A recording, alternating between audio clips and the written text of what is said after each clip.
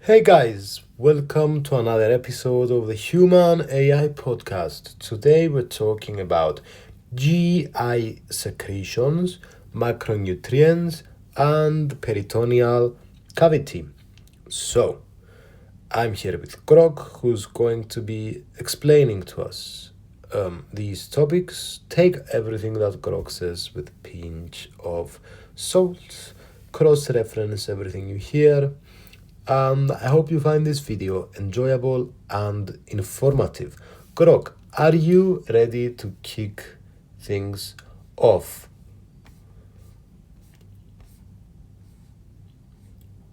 Yo, I'm ready. Let's dive into GI secretions, macronutrients, and the peritoneal cavity.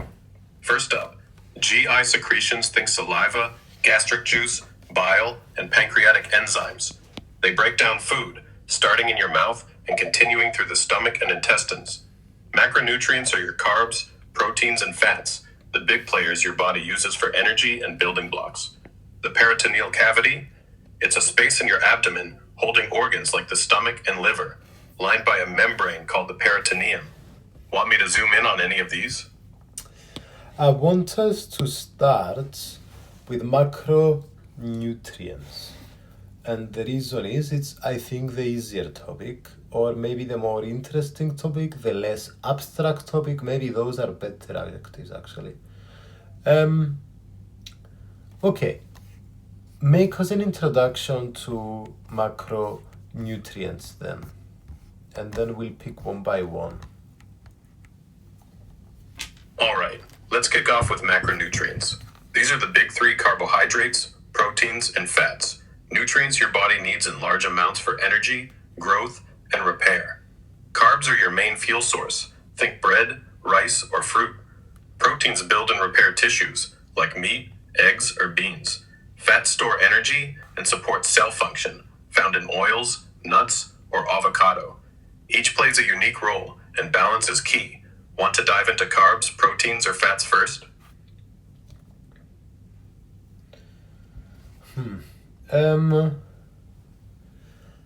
Yeah, let's dive to carbs.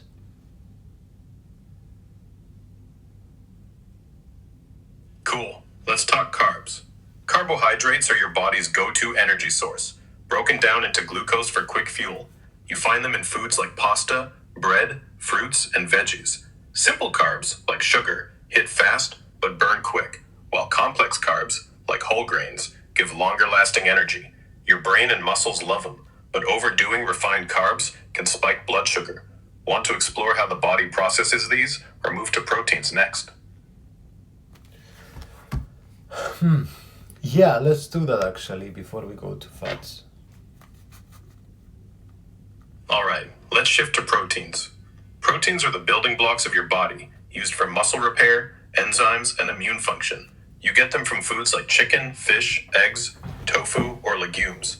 They're made of amino acids, some of which your body can't make, so you need to eat them.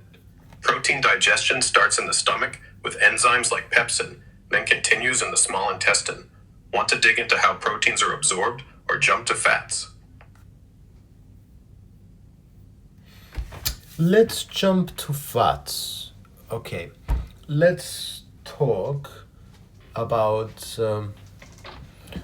cholesterol also, and glycerol and triacylglycerol, etc.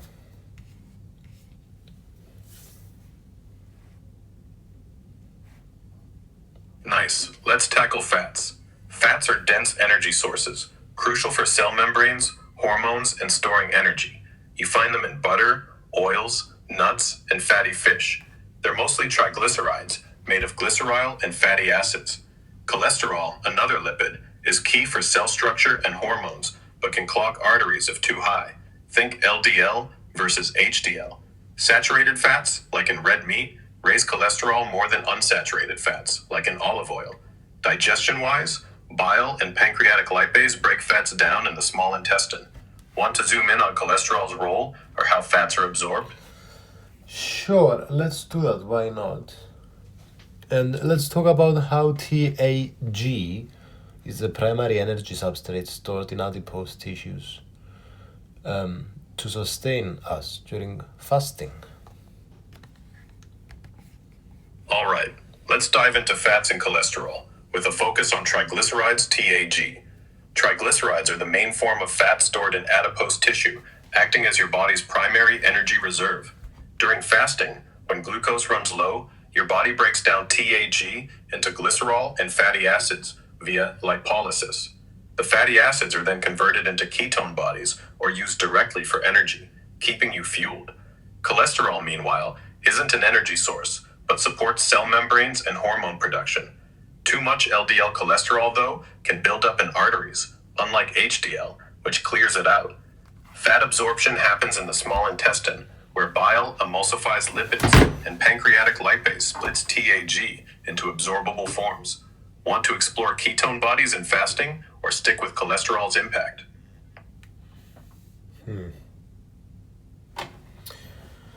I want to ask you about some things regarding to fat. Why does it enhance flavor, and what is palatability, and why does it increase it? Yeah. Great questions about fats. Fats enhance flavor because they carry and amplify fat-soluble compounds, like certain aromas and taste molecules, making food richer and more complex. Think buttery or oily textures coating your tongue. They also trigger a satisfying mouthfeel, which ties into palatability. Palatability is how enjoyable and appealing food tastes, driven by texture, flavor, and sensory cues. Fats boost it by adding smoothness, richness, and lingering taste. Plus, they stimulate reward centers in the brain, making high-fat foods craveable. This is why a drizzle of olive oil or a creamy sauce can elevate a dish. Want to dig into the science of taste receptors or how fats affect appetite? Yes, please. All right, let's get into the science of taste receptors and how fats influence appetite. Fats interact with specific taste receptors, like CD36 and GPR12, on your tongue and in your gut. These receptors detect fatty acids, signaling your brain to register that rich, satisfying taste, which amps up palatability. This sensory hit, combined with fats' slow digestion, sends reward signals via dopamine, making fatty foods feel indulgent and driving cravings. For appetite, fats slow gastric emptying, keeping you fuller longer, but their high calorie density can trick your brain into overeating before satiety kicks in. This is why junk food is so tempting. Want to explore how this ties to overeating or dive deeper into That's brain good. reward Let's systems? let's talk a bit about proteins, and let's talk a bit about the essential ones and the conditionally non-essential and non-essential. All right, let's swing back to proteins and break down essential, conditionally non-essential, and non-essential amino acids. Proteins are built from amino acids, and your body needs 20 types to function. Essential amino acids, like leucine, lysine, and tryptophan, 9 in total, must come from food since your body can't make them. Think meats, eggs, or quinoa. Non-essential amino acids, like alanine or glycine, your body can synthesize, so you don't rely on diet for them. Conditionally non-essential ones, like arginine or glutamine, are usually made by your body, but may need dietary sources during stress, illness, or growth, like in recovery or pregnancy. These amino acids drive everything from muscle repair to enzyme production. Want to dive into specific food sources or how these affect health? I don't understand this non-essential and conditionally non-essential. What is the difference? No worries, let's clarify. Non-essential amino acids, like alanine or aspartic acid, are ones your body can make on its own from other compounds, so you don't need to get them from food. Conditionally non-essential amino acids, like arginine, glutamine, or tyrosine, are usually produced by your body too, but in certain situations, like illness, stress, or intense growth periods, think infancy or injury recovery, your body might not make enough. In those cases, you need to get them from food, making them conditionally essential. For example, glutamine demand spikes during trauma, so you might need sources like fish or eggs. Clearer now? Want examples of when conditionally non-essential ones become critical? Yes, please. Alright, let's dig into when conditionally non-essential amino acids become critical. These amino acids, like arginine, glutamine, cysteine, or tyrosine, are normally made by your body, but during specific conditions, production falls short and you need dietary sources. For example, glutamine is vital for gut health and immune function. During severe illness, like sepsis or major surgery, your body burns through glutamine faster than it can make, so you might need it from foods like poultry or dairy. Arginine, key for wound healing and blood flow, becomes essential in trauma or burn patients, found in nuts or soy. Cysteine, needed for antioxidant production, can be critical in preterm infants or chronic disease, available in eggs or pork. Tyrosine, used for brain signaling, may be needed in stress or phenylketonuria, sourced from cheese or fish. These scenarios show how stress or growth flips them to essential. Want to explore food sources more or shift to another topic? No, let's talk. So non-essential we can create them, but with conditionally non-essential we can't always create them. Exactly, you got it. Non-essential amino acids like alanine or serine are always made by your body from scratch, so you don't need to eat them. Conditionally non-essential amino acids like glutamine or arginine are usually made by your body too, but in certain situations like illness, stress, or rapid growth, your body can't produce enough to meet demand. That's when you have to get them from food, making them conditionally essential. For instance, during recovery from surgery, glutamine needs skyrocket, and you might need sources like fish or eggs. Clearer now? Want to dive into how the body makes these or move on? It's kind of clear. Okay. Yeah, that makes sense. Okay. Now, let's talk a bit about digestion and absorption. So,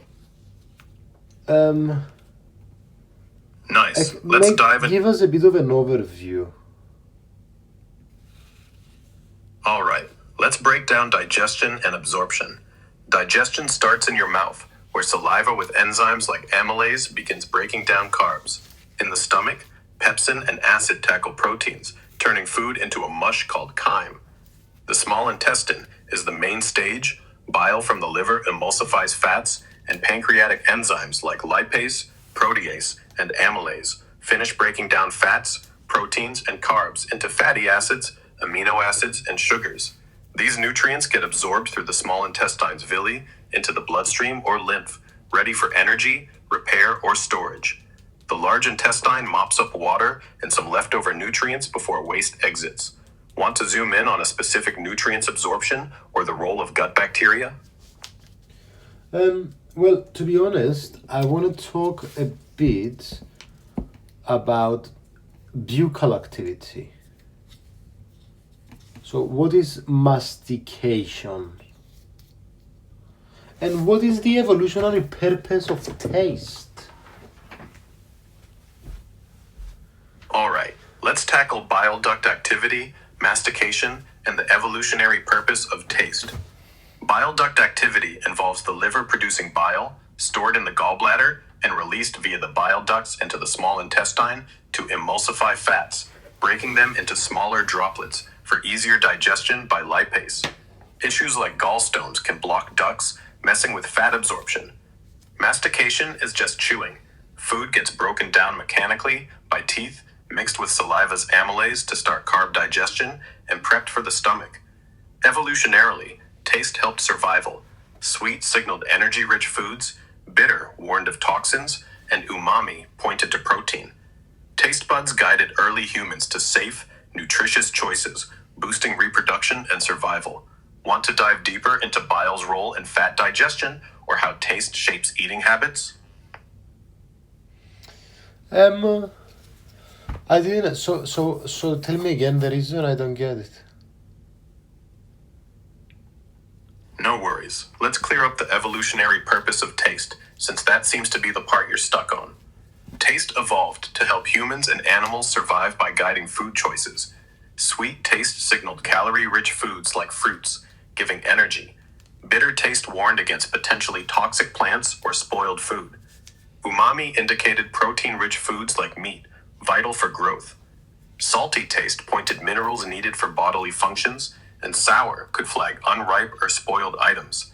This hardwired system helped our ancestors pick safe, nutritious foods, increasing their chances of survival and reproduction.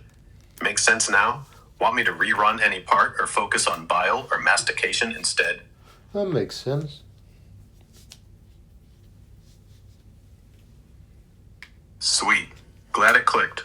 Want to circle back to bile duct activity, mastication, or jump to something else like nutrient absorption or another topic? Let's talk a bit about macronutrient digestion. Why don't we start with fats and protein? All right, let's dive into the digestion of fats and proteins. For fats, digestion mainly happens in the small intestine. Bile from the liver, released via the bile ducts, emulsifies fats into tiny droplets. Then, pancreatic lipase breaks these down into fatty acids and glycerol, which get absorbed through the intestinal lining into the lymph or blood. Proteins start breaking down in the stomach, where pepsin and hydrochloric acid chop them into smaller peptides. In the small intestine, pancreatic proteases like trypsin and chymotrypsin further split peptides into amino acids, which are absorbed into the bloodstream. Both processes rely heavily on enzymes and a healthy gut lining. Want to focus on what happens if digestion goes wrong, or move to carb digestion? I want to ask you a bit more about this. So with fats, we have gastric lipase in the stomach. It's secreted by gastric cells in the fundic mucosa. And this hydrolyzes, or am I wrong?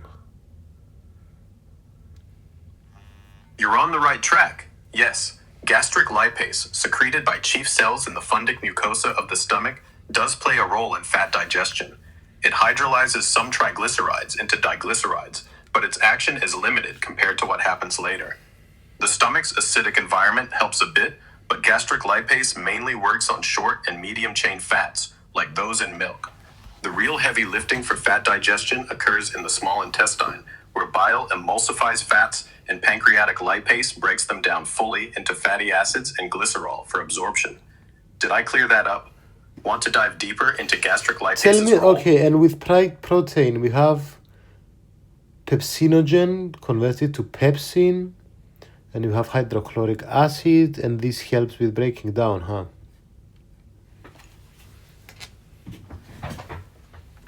Yep, you got it. In the stomach, protein digestion kicks off with pepsinogen, secreted by chief cells, which gets activated into pepsin by hydrochloric acid from parietal cells.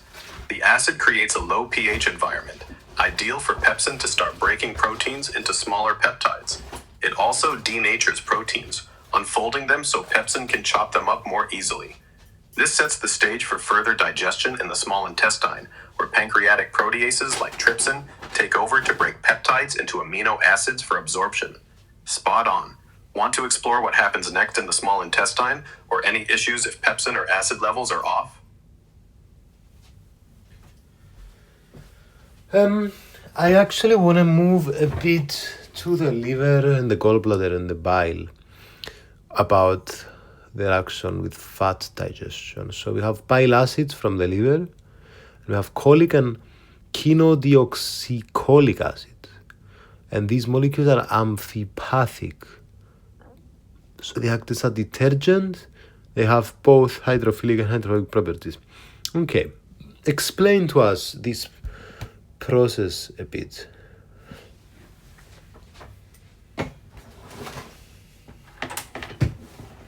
All right, let's zoom in on the liver, gallbladder, and bile's role in fat digestion.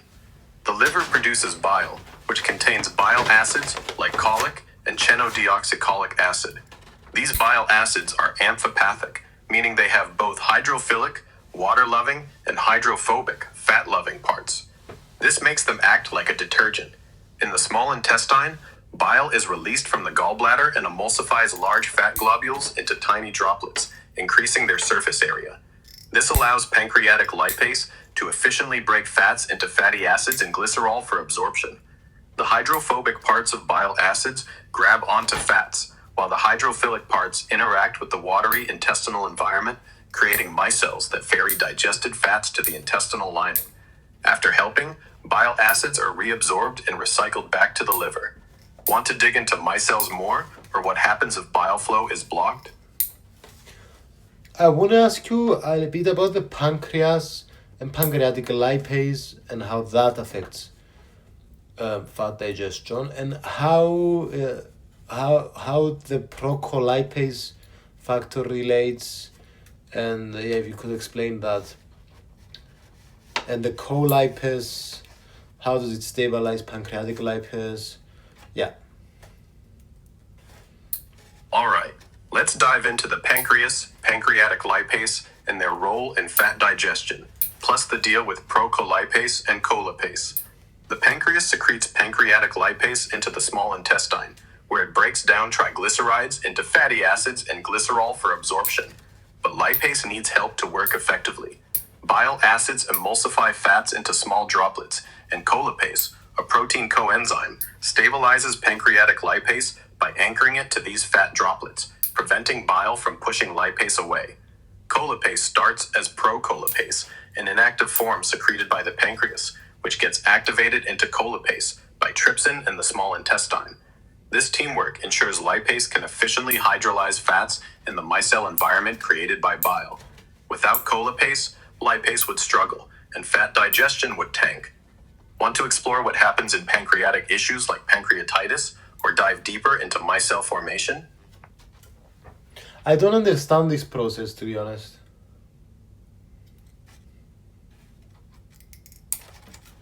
No problem. Let's break it down simpler.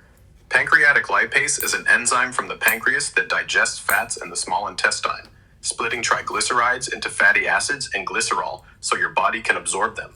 But lipase can't work alone because fats are clumped up and mixed with bile, which makes things slippery. That's where colipase comes in. Colipase is a helper protein that sticks lipase to the fat droplets, stabilizing it so it can do its job without being pushed away by bile.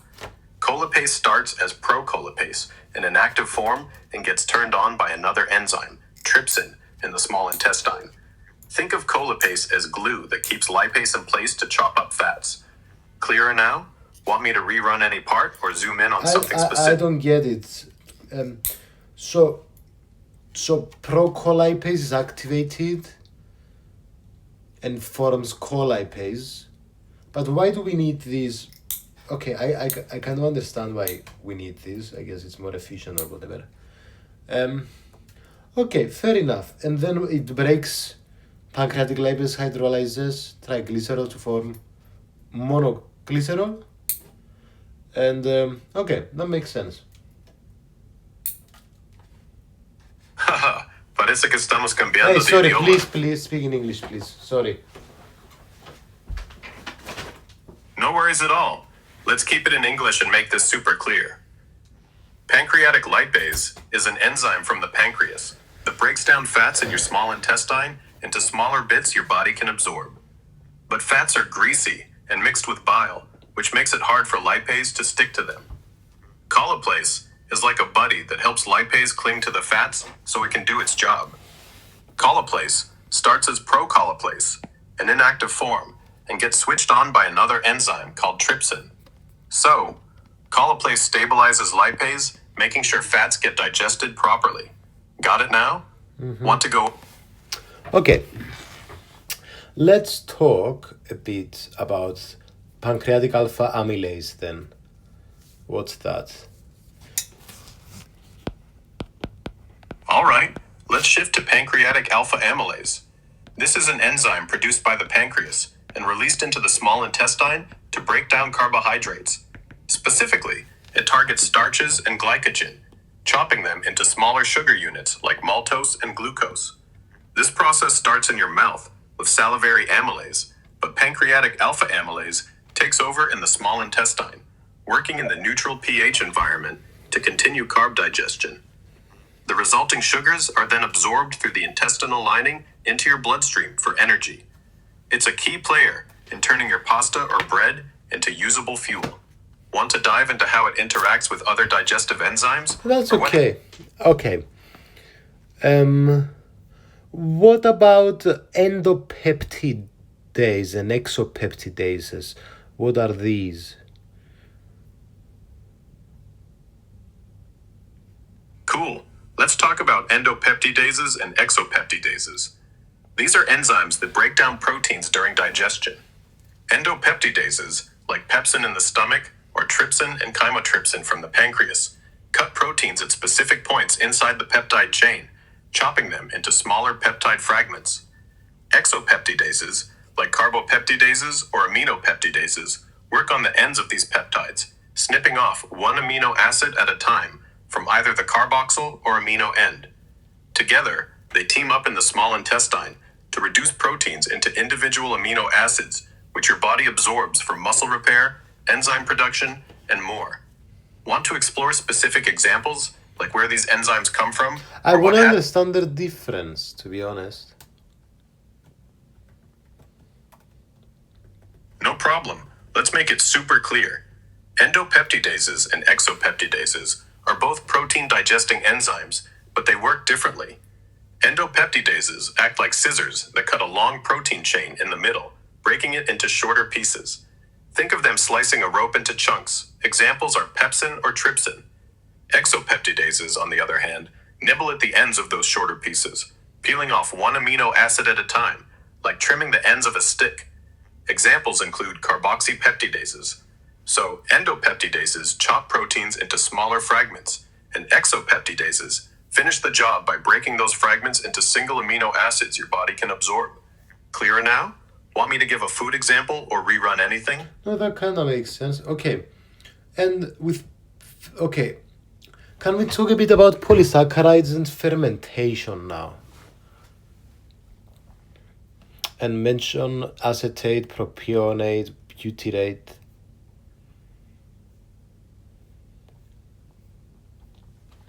All right, let's dive into polysaccharides and fermentation with a nod to acetate, propiate, and butyrate.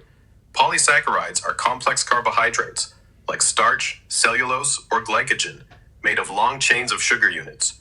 Your body digests some, like starch, using enzymes like pancreatic alpha amylase, breaking them into simple sugars for absorption in the small intestine.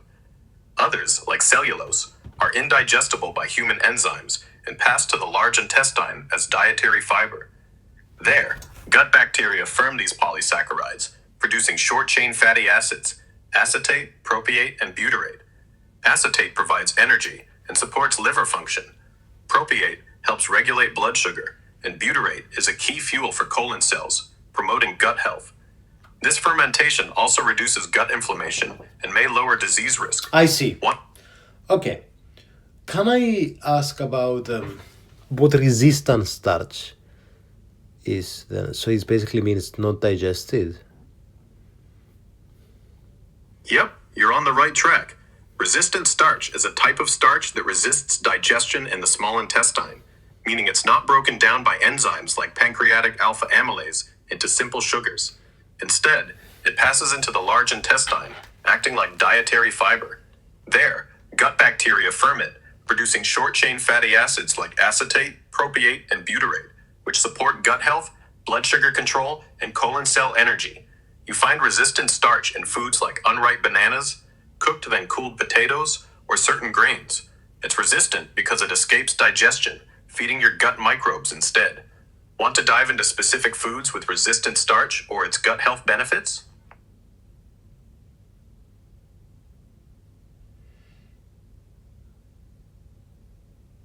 Okay, question. So, what about the disaccharide digestion? Oh, So All yeah, right. can you tell us also about disaccharide digestion and also about glucoamylase and alpha dextrinase and sucrase and maltase to form monosaccharides like glucose, fructose?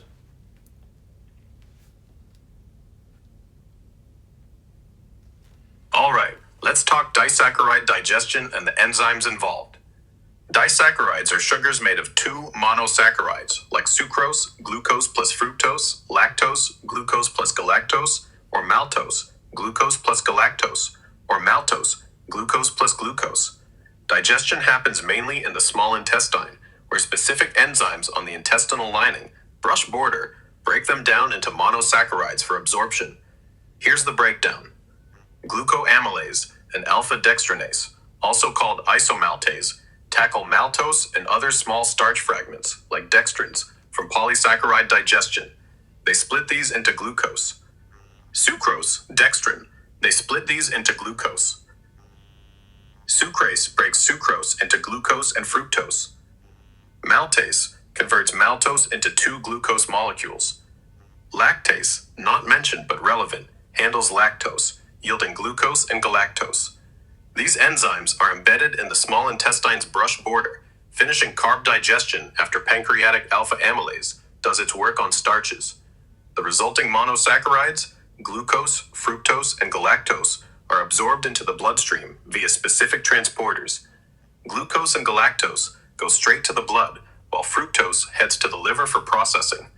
This process is crucial for turning carbs into usable energy. Want to dive into what happens if these enzymes are missing, like in lactose intolerance, or explore monosaccharide absorption further? It's good. So what breaks down disaccharides to monosaccharides then? And so tell me the process. What's step one? Is step one the alpha thing? The alpha pancreatic amylase or whatever? Pancreatic alpha amylase. And step two and step three. So yeah, put the puzzle together for me. All right, let's piece together how disaccharides get broken down into monosaccharides, step by step, nice and clear. Step 1. It starts in the mouth with salivary amylase, which begins breaking down complex carbs like starches into smaller chunks, like maltose and dextrins. This continues briefly in the stomach until acid shuts it down. Step 2. In the small intestine, pancreatic alpha amylase takes over. Secreted by the pancreas, it further breaks down starches and glycogen into disaccharides like maltose and short polysaccharide fragments like dextrins. This happens in the intestinal lumen, turning complex carbs into simpler forms. Step 3. The final breakdown happens at the brush border of the small intestine, where enzymes on the intestinal lining finish the job.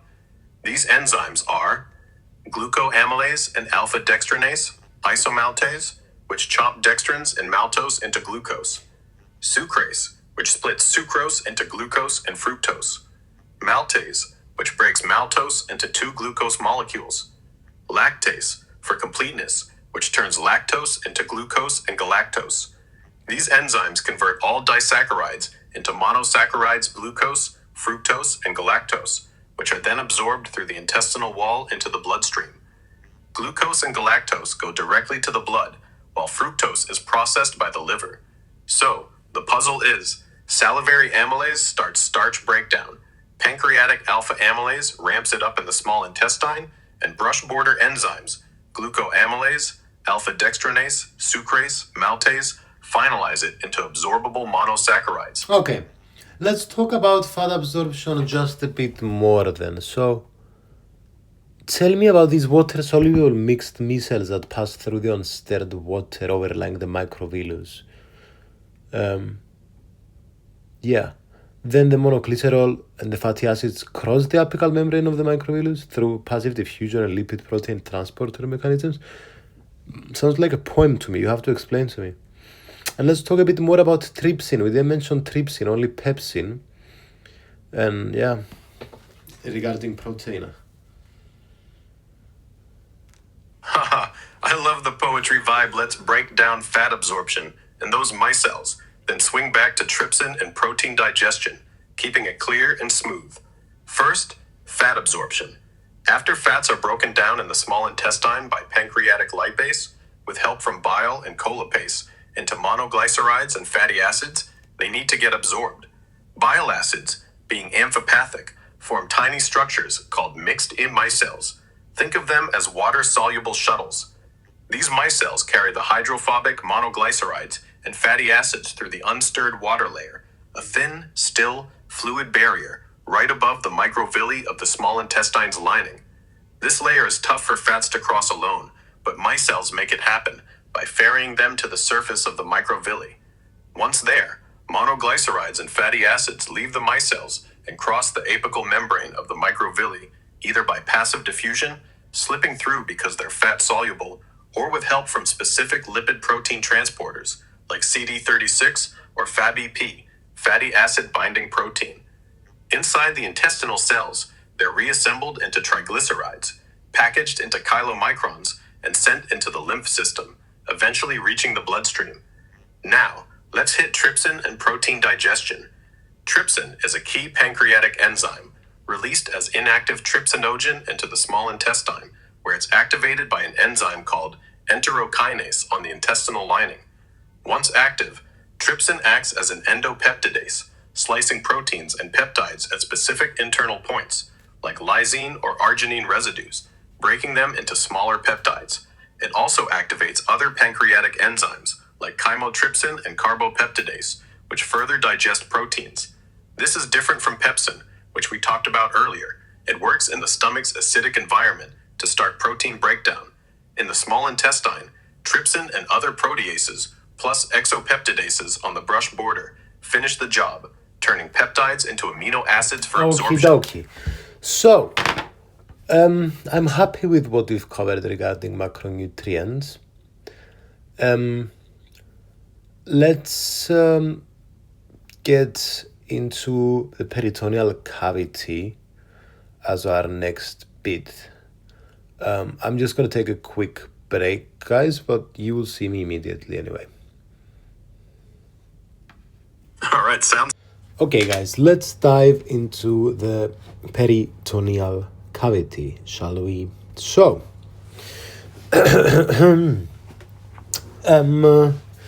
let's do a bit of a review of the organs of the gastrointestinal system. Not all of them, but let's just kind of... Why not? Grog, go for it. Start from the mouth and end up in the anal canal and break down. Well, just mention us kind of the pathway, yeah?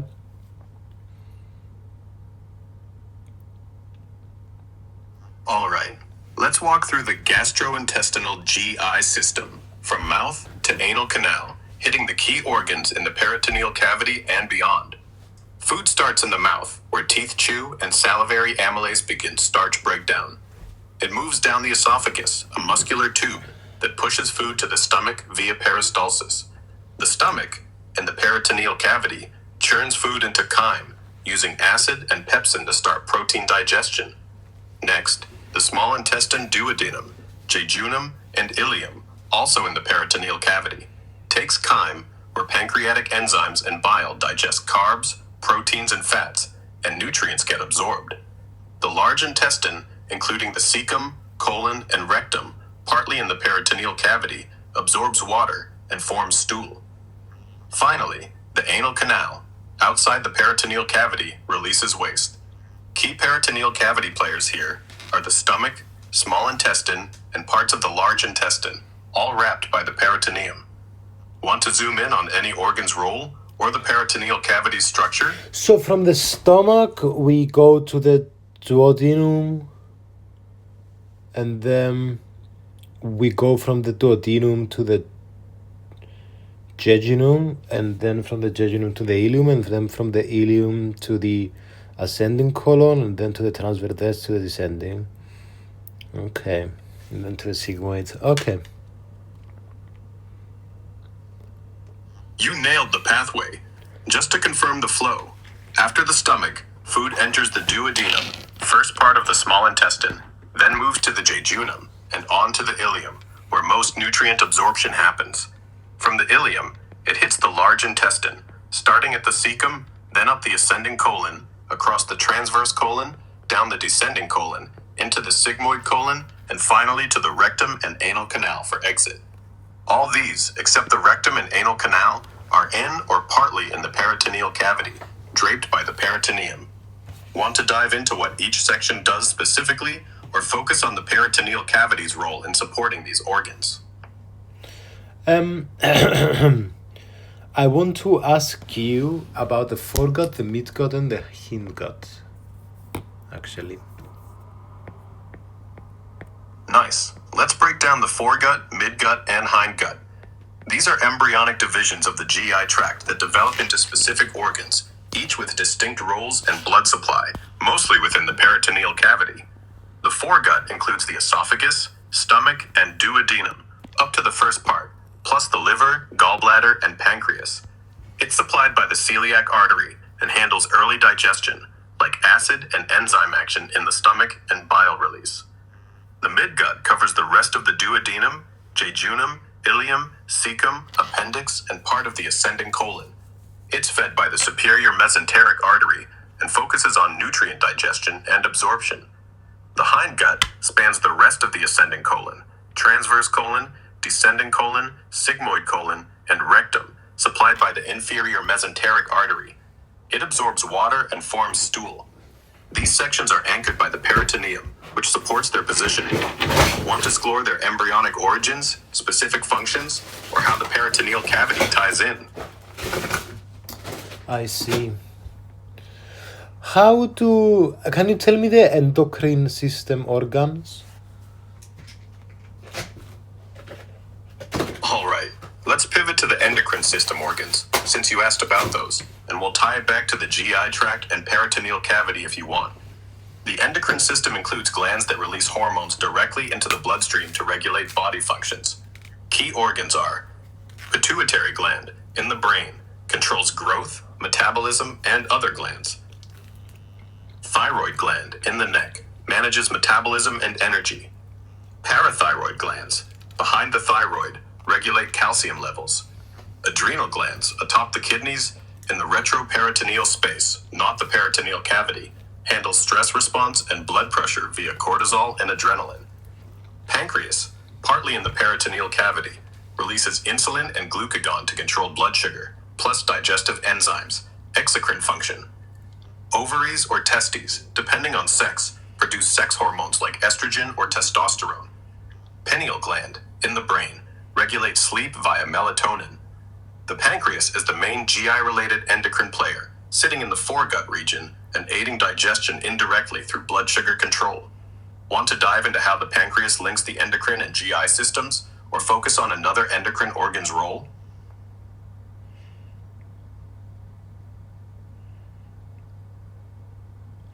I want you to explain to me again these just in a sentence, which organs are the endocrine ones? The endocrine organs are the pituitary, thyroid, parathyroid, adrenal glands, pancreas, ovaries or testes, and pineal gland, which release hormones to regulate body functions. Want to focus on one, like the pancreas, or tie it back to the GI system? Um, No rush, I'm here. Want to circle back to the endocrine organs, like the pancreas and its role in the GI system, or maybe dive deeper into the peritoneal cavity or something else? Just let me know what's on your mind.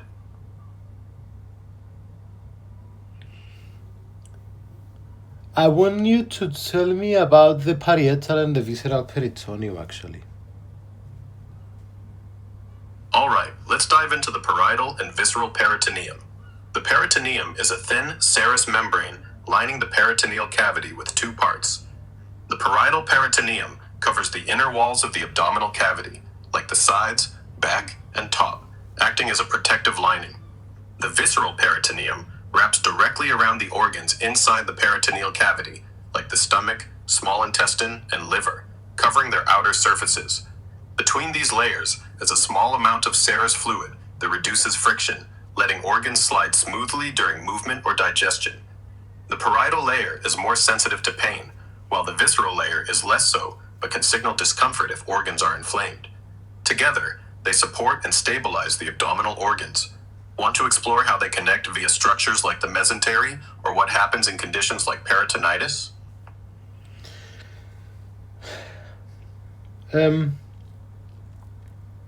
Yeah, please. Cool, let's dig into how the parietal and visceral peritoneum connect and touch on peritonitis. The parietal peritoneum lines the abdominal walls, while the visceral peritoneum covers organs like the stomach and intestines. These layers aren't just floating separately. They connect through structures like the mesentery, a double fold of peritoneum that anchors the small intestine to the back abdominal wall, carrying blood vessels and nerves. Other connections include the omentum, which drapes over organs like a protective apron, and ligaments that tether organs like the liver. The space between parietal and visceral layers, the peritoneum cavity, has fluid for smooth movement. If this setup gets infected, you get peritonitis, inflammation of the peritoneum, often from a burst appendix or gut perforation. It causes severe pain, especially in the pain-sensitive parietal layer, fever, and can be life-threatening if untreated. Want to zoom in on the mesentery's role, the greater omentum, or peritonitis symptoms in treatment? I want to understand. So visceral are they line the organs, whereas parietal is the outside. Okay. All right, you got the gist. Just to solidify it, the visceral peritoneum is the membrane that directly lines and covers the surfaces of organs inside the peritoneal cavity, like the stomach, liver, and intestines. The parietal peritoneum, on the other hand, lines the outer walls of the abdominal cavity itself, like the inner side of your belly wall or diaphragm. They're two parts of the same peritoneal membrane, working together to hold and protect organs with a bit of fluid between them for smooth movement. Clear now? Want to dive into those connections like the mesentery or explore peritonitis further? That makes sense. So, with the peritoneal cavity, so it's a potential space. What does this mean?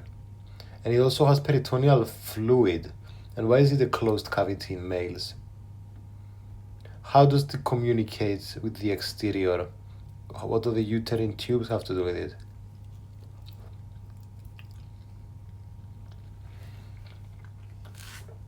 Great questions. Let's break down the peritoneum cavity as a potential space, the role of peritoneal fluid, why it's closed in males, and how the uterine tubes factor in. The peritoneal cavity is called a potential space because, under normal conditions, it's not a big open gap. The parietal and visceral peritoneum are so close together, separated only by a thin layer of peritoneal fluid, that there's barely any room. This space can expand if something like fluid, ascites, or infection, pus, builds up, but normally, it's just a virtual space for organ movement. Peritoneal fluid, a small amount of serous liquid, lubricates the space between the parietal and visceral layers, reducing friction so organs like the intestines can slide without sticking during digestion or body movement. In males, the peritoneal cavity is a closed system, meaning it doesn't connect to the outside. The peritoneum forms a sealed sac around the abdominal organs, with no natural openings to the exterior. In females, however, the peritoneal cavity is not fully closed. It communicates with the exterior through the uterine fallopian tubes. The uterine tubes open near the ovaries, where their fimbriated ends pick up eggs and connect to the uterus. This creates a pathway from the peritoneal cavity to the outside via the uterus and vagina, making it an open system in females. This is why infections, like pelvic inflammatory disease, can sometimes spread from the reproductive tract into the peritoneal cavity, or why ectopic pregnancies can occur if a fertilized egg implants in the peritoneal cavity via the tubes.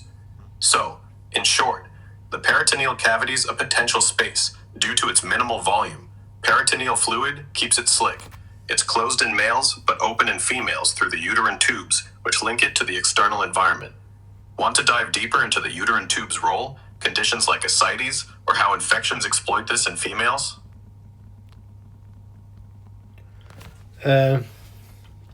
Yes, please.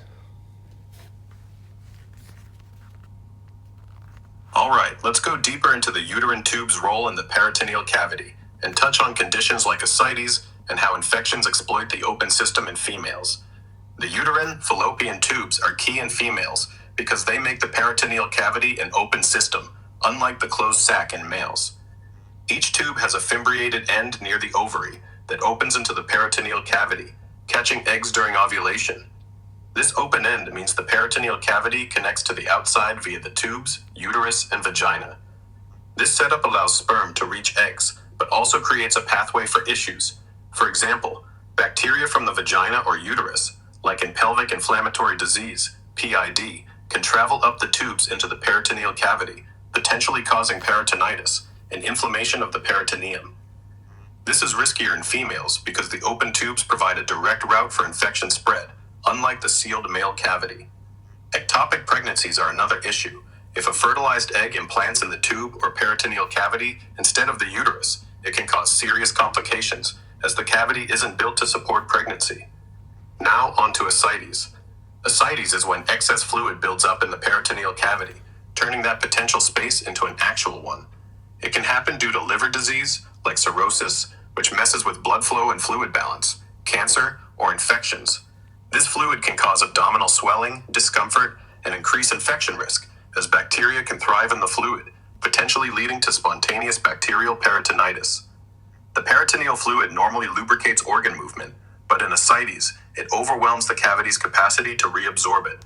So, the uterine tube's open connection raises infection risks in females, and ascites shows how the peritoneal cavity's potential space can expand pathologically. Want to focus on infection mechanisms, ectopic pregnancy details, or ascites causes and treatments? I want to understand intraperitoneal, extraperitoneal a bit. What is the difference? All right, let's clarify intraperitoneum versus extraperitoneum in a straightforward way. Intraperitoneum organs are located inside the peritoneal cavity, fully or mostly wrapped by the visceral peritoneum. Examples include the stomach, liver, spleen, small intestine, and parts of the large intestine, like the transverse and sigmoid colon. These organs are suspended within the cavity, often anchored by structures like the mesentery, and can move slightly thanks to the peritoneal fluid. Extraperitoneal organs, on the other hand, are outside the peritoneal cavity. They're not covered by the visceral peritoneum and are typically fixed against the body wall. Extraperitoneum includes retroperitoneum organs like the kidneys, adrenal glands, pancreas, and most of the duodenum, which sit behind the peritoneal cavity, and subperitoneal organs like the bladder, below it. Retroperitoneal organs are partially covered by parietal peritoneum on one side, but aren't free-floating like intraperitoneum ones. The key difference is location and mobility. Intraperitoneal organs are inside the peritoneal sac, draped by peritoneum and somewhat mobile. Extraperitoneal organs are outside it, more fixed, and only partially touch the peritoneum, if at all. Clear now? Want to dive into specific organ examples or how this affects surgical approaches?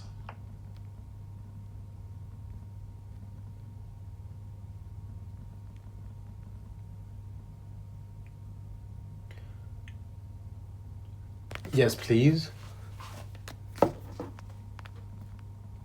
All right, let's dive deeper into intraperitoneum and extraperitoneal organs with specific examples and how their location impacts surgical approaches. Intraperitoneal organs are inside the peritoneal cavity, fully or mostly covered by visceral peritoneum, making them relatively mobile. Examples include stomach, suspended by the greater omentum, it moves slightly and is easily accessed in surgery. Small intestine, jejunum and ileum, held by the mesentery, highly mobile and central in the cavity. Liver, covered by peritoneum except for a small bare area, anchored by ligaments. Spleen, wrapped in peritoneum, mobile, and tucked under the ribs. Transverse and sigmoid colon, looped and suspended by mesocolons, allowing flexibility. These organs are reached surgically by entering the peritoneal cavity, often via laparoscopic incisions through the abdominal wall. Surgeons can manipulate them easily due to their mobility, but infections like peritonitis can spread quickly in this fluid-filled space. Extraperitoneal organs are outside the peritoneal cavity, less mobile, and fixed to the body wall. They include retroperitoneal organs, kidneys, behind the cavity, partially covered by parietal peritoneum, fixed against the back. Spleen, pancreas, mostly retroperitoneum except for its tail, deeply anchored. Duodenum except first part, fixed to the posterior wall, minimal movement. Adrenal glands, perched on kidneys, no peritoneal covering. Subperitoneal organ, bladder, below the cavity, fixed in the pelvis, partially touching parietal peritoneum. Surgically, extraperitoneal organs are tougher to access because they're behind or below the peritoneal sac. Retroperitoneal surgery often requires deeper dissection, sometimes avoiding the cavity entirely, like in kidney operations, which may use a flank incision. These organs are less prone to intraperitoneal infections, but harder to maneuver due to their fixed Could you positions. summarize this in a sentence? I'm a bit confused with the difference. So, intraperitoneal organs completely covered with visceral peritoneum, but extraperitoneal organs are partially or entirely devoid of peritoneum. And I wonder how the name relates to this structural difference. Intraperitoneal organs, like the stomach and small intestine, are fully or mostly covered by visceral peritoneum and sit inside the peritoneal cavity, while extraperitoneal organs, like the kidneys and pancreas, are partially or not covered by peritoneum and lie outside it, with intra meaning inside the cavity and extra meaning outside, That reflecting makes their sense. Okay, and we have the mesentery and the ligaments and the omentum, and are these structures inside, outside? What's going on?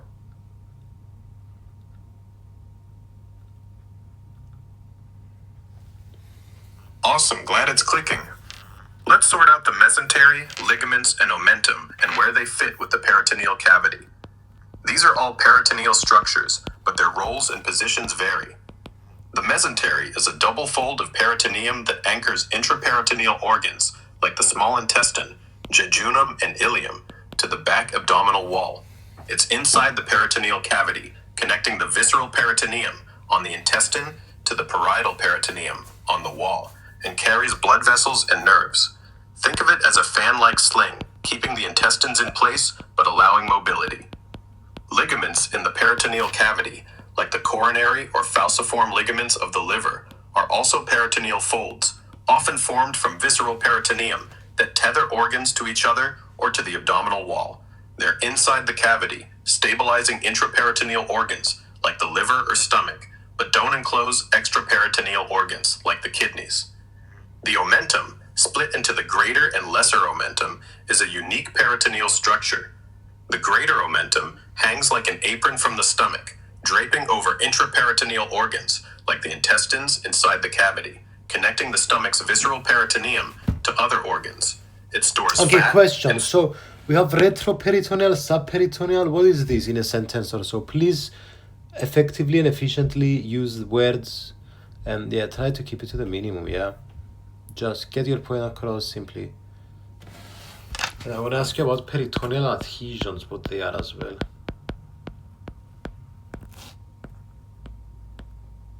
Retroperitoneal organs, like kidneys, lie behind the peritoneal cavity with partial or no peritoneal covering, while subperitoneal organs, like the bladder, sit below it, also minimally covered.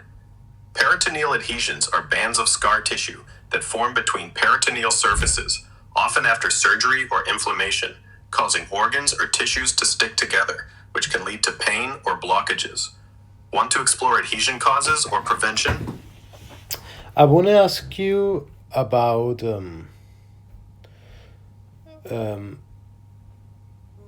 primary versus secondary retroperitoneal.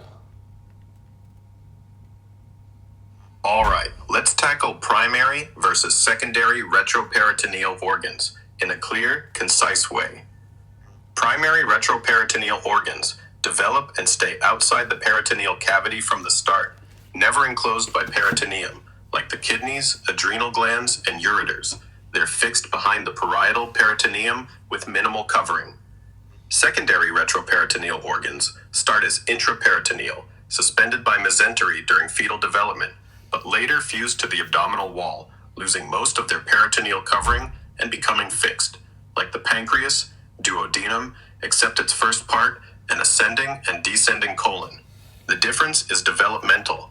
Primary never join the cavity. Secondary start inside but end up outside. Want to dive into specific examples or how this affects? I see. Okay, let's talk about intraperitoneal and retroperitoneal organs and why you think like it makes sense that they are in that category. Yeah. Yeah. Yeah, all right. Let's break down why certain organs are intraperitoneal or retroperitoneal and why it makes sense. keeping it logical. Intraperitoneal organs, like the stomach, small intestine, jejunum and ileum, liver, spleen, and transverse sigmoid colon, are fully or mostly wrapped in visceral peritoneum and float inside the peritoneal cavity. It makes sense because these organs need mobility for digestion, stomach churns food, intestines twist and absorb, liver shifts slightly. The peritoneum, with its fluid and structures like the mesentery, gives them wiggle room while keeping them anchored. Plus, their roles in nutrient processing benefit from being in the cavity's fluid-rich, infection-fighting environment, where the omentum can swoop in to contain issues. Retroperitoneal organs, like the kidneys, adrenal glands, pancreas, duodenum, most parts, and ascending-descending colon, are fixed outside the peritoneal cavity, either primarily kidneys or secondarily pancreas.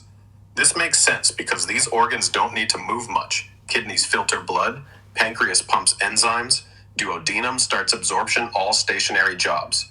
Being retroperitoneal, they're anchored to the back wall, stable and protected by deeper tissues, not needing the cavity's mobility or fluid. For example, the kidney's blood filtering role benefits from a fixed spot near major vessels like the aorta, and the pancreas's dual role, digestive enzymes and hormones, doesn't require the looping motion of, say, the jejunum. I see. Okay. Let's talk a bit now about the peritoneal folds. We talked about the mesentery, and we also have the omentum, and we have the peritoneal ligaments. Tell us a few words about each, maybe a total of 2 sentences. Keep it as short as possible. For the next 200 messages, I want you to be as efficient and effective as possible with your words, okay?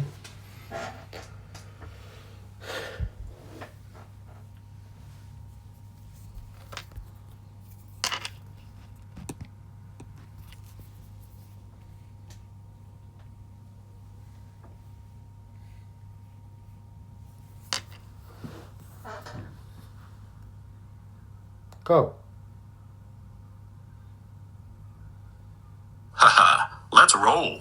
You want to zoom in on something specific about intraperitoneal or I retroperitoneal? asked you about omentum, peritoneal ligament, and mesentery, which are peritoneal folds, and I asked you to provide me with information in the next 200 messages. It's going to be as effective as efficient in terms of word count. I want you to talk with the least amount of words as possible while getting your point across.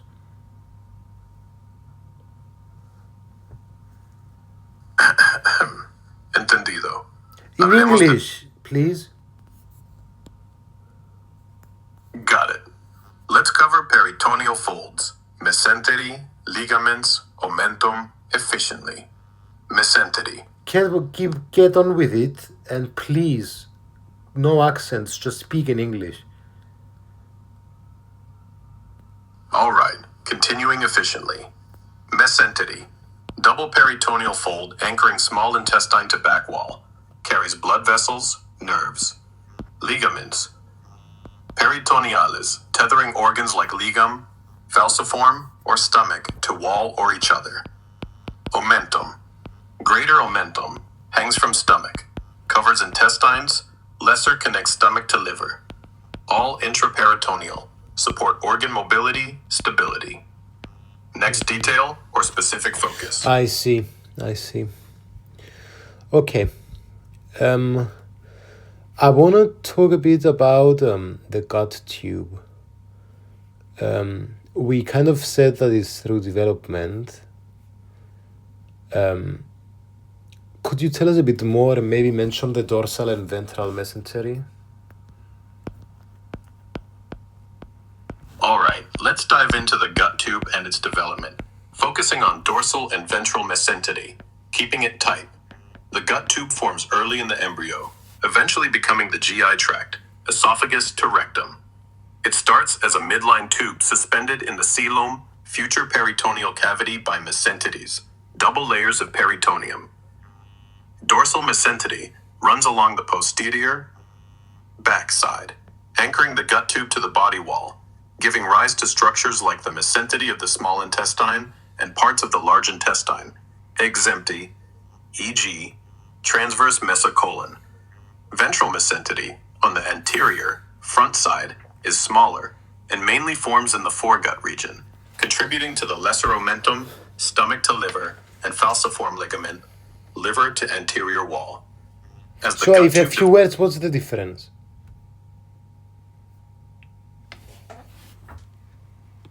Dorsal mesentery anchors gut tube posteriorly, forms mesentery and mesocolons.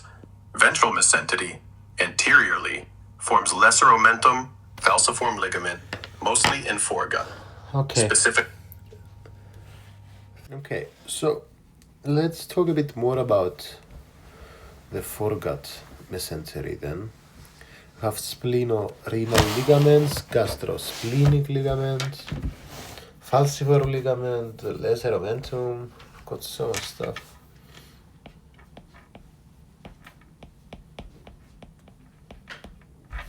All right, let's zero in on the foregut mesentery and its derivatives, keeping it concise.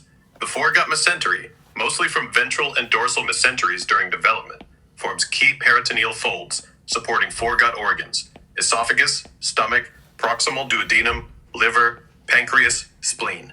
Here's the breakdown. Splenorenal ligament, dorsal mesentery derivative, connects spleen to kidney, carries splenic vessels. Gastrosplenic ligament, also dorsal, links stomach to spleen, contains short gastric vessels. Lesser omentum, ventral mesentery, stretches from stomach and duodenum to liver, includes hepatogastric and hepatoduodenal ligaments, carrying portal triad, hepatic artery, portal vein, bile duct. Transverse ligament, not a standard term here, but you might mean coronary ligament, ventral mesentery, anchoring liver to diaphragm, or Okay, transverse. question. What about the lesser sac? What does that do? What's the epiploic foramen? All right, quick and clear on the lesser sac and epiploic foramen. The lesser sac, omental bursa, is a peritoneal cavity pocket behind the stomach, formed by dorsal and ventral mesentery rotation, connected to the greater peritoneal cavity. It cushions organs, allows stomach-liver movement, and can collect fluid in disease, e.g. pancreatitis. The epiploid foramen of Winslow is a narrow passage linking the lesser sac to the greater peritoneal cavity, bordered by the hepatoduodenal ligament, inferior vena cava, and duodenum. It's a potential site for internal hernias or surgical access. Want more on lesser sac pathology or foramen anatomy? I don't understand this lesser sac and this epiploic foramen and the greater and lesser omentum. In a few words for each, make it simple. Lesser sac, peritoneal pocket behind stomach, cushions organs linked to main cavity. Epiploid foramen, small opening connecting lesser sac to greater peritoneal cavity. Greater omentum, peritoneal fold hanging from stomach, protects, covers intestines. Lesser omentum, peritoneal fold linking stomach duodenum to liver, carries vessels. Clearer? Focus on one or move on. That makes sense. Sweet, glad it clicked. Want to dive deeper into the lesser sac, epiploid foramen, omentum, or switch gears to another topic like gut development or peritoneal structures? I want to ask you a bit more about the greater omentum, actually. So, All right, let's focus on it fuses with the mesentery of the transverse colon to form something like an apron-like thing. Yep, you're on it. The greater omentum, a double-layered peritoneal fold from dorsal mesentery, hangs like an apron from the stomach's greater curvature. It fuses with the transverse mesentery of the transverse colon during development, creating a fatty, mobile sheet that drapes over the intestines. This fusion links it to the transverse colon, letting it cover and protect intraperitoneal organs, store fat, and wall off infections like abscesses. Want to dig into its infection-fighting role or developmental fusion details?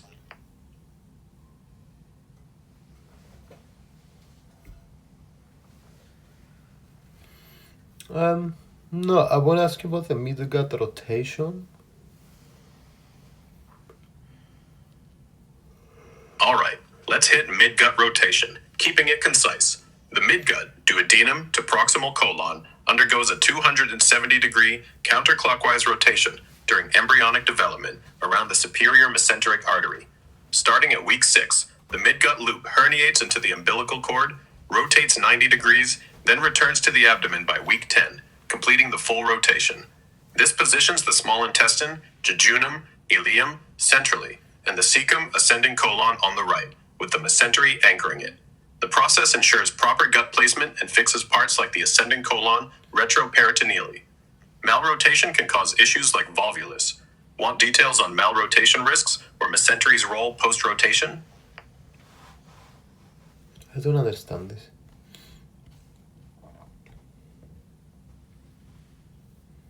Vale, vamos a aclararlo. Please speak in English. What the fuck, dude? My bad, slip there. Alright, let's clarify midgut rotation simply. The midgut, part of small intestine to early colon, rotates 270 degrees counterclockwise around the superior mesenteric artery during fetal growth. Starts at week 6, midgut loops into umbilical cord, turns 90 degrees, then back into abdomen by week 10, finishing rotation. This sets small intestine in center, cecum on right, with mesentery anchoring.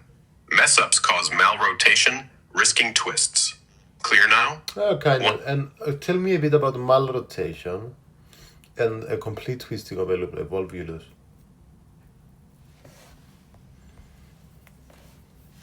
Alright, concise dive into malrotation and volvulus. Malrotation happens when the midgut doesn't fully complete its 270-degree rotation during fetal development, misplacing intestines. Instead of the small intestine centrally and cecum on the right, the gut can be jumbled, often with a narrow mesentery base. This predisposes to volvulus, where a loop of intestine twists completely around its mesentery, potentially cutting off blood supply. Volvulus causes severe pain, vomiting, and can lead to obstruction or tissue death if untreated. Common in kids with malrotation, it needs urgent surgery to untwist and fix. Want specifics on surgical fixes or malrotation diagnosis? So when would this happen?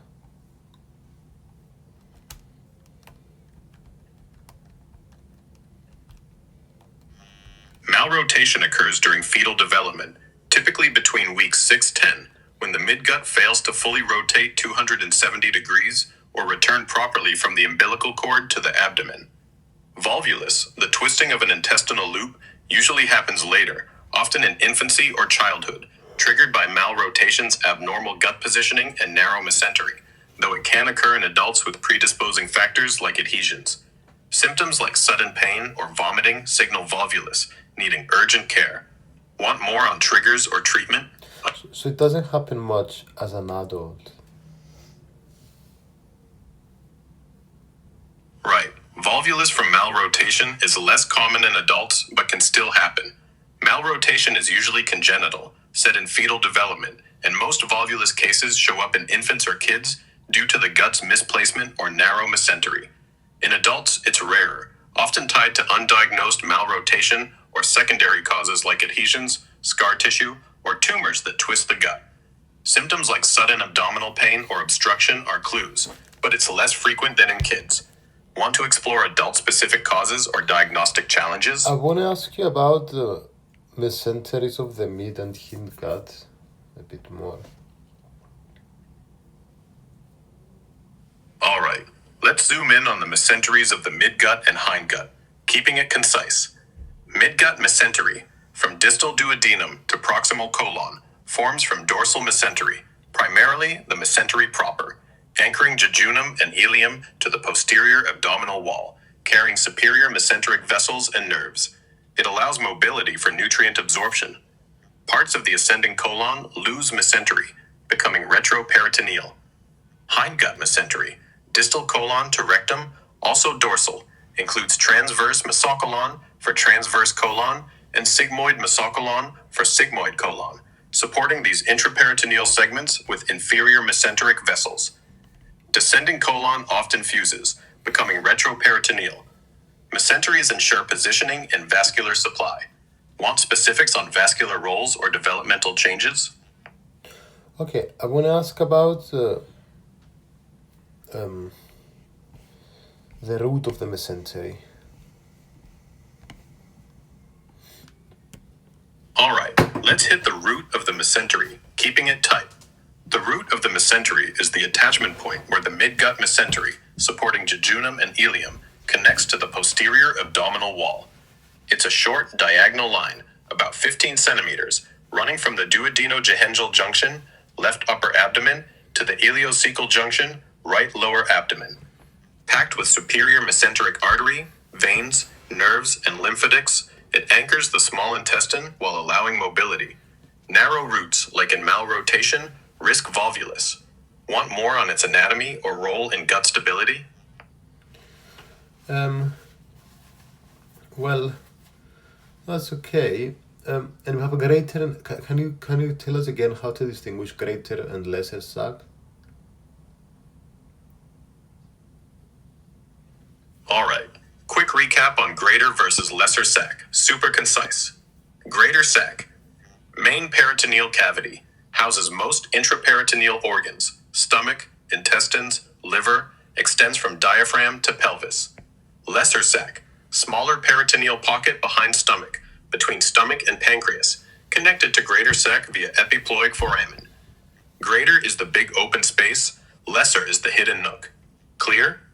Want to revisit epiploic foramen or sac functions? I don't get it. No worries. Let's simplify greater and lesser sac even more. Greater sac, the main peritoneal cavity, a big space holding organs like stomach, small intestine, and liver, stretching from your diaphragm to pelvis. Lesser sac, a small, separate pocket right behind the stomach, tucked between stomach and pancreas, linked to the greater sac by a tiny opening called the epiploic foramen. Think of the greater sac as the whole abdominal room, lesser sac as a small closet behind the stomach. Got it? Want to focus on their borders or the foramen? Well, that's okay. So, what are the subdivisions of the greater sac? Supracolic, infracolic, paracolic? What the fuck's that? Haha. All right. Let's clear up the greater sac subdivisions. Supracolic, infracolic, and paracolic. Short and sweet. The greater sac, the main peritoneal cavity, is split by the transverse colon and its mesocolon into. Supracolic compartment, above the transverse colon, contains stomach, liver, spleen. Infracolic compartment, below the transverse colon, houses small intestine, ascending-descending colon. Paracolic gutters, narrow channels along the sides of ascending-descending colon, run alongside the infracolic area, can collect fluid and infections. These divisions help surgeons navigate and describe fluid or infection spread. Want more on their clinical relevance or borders?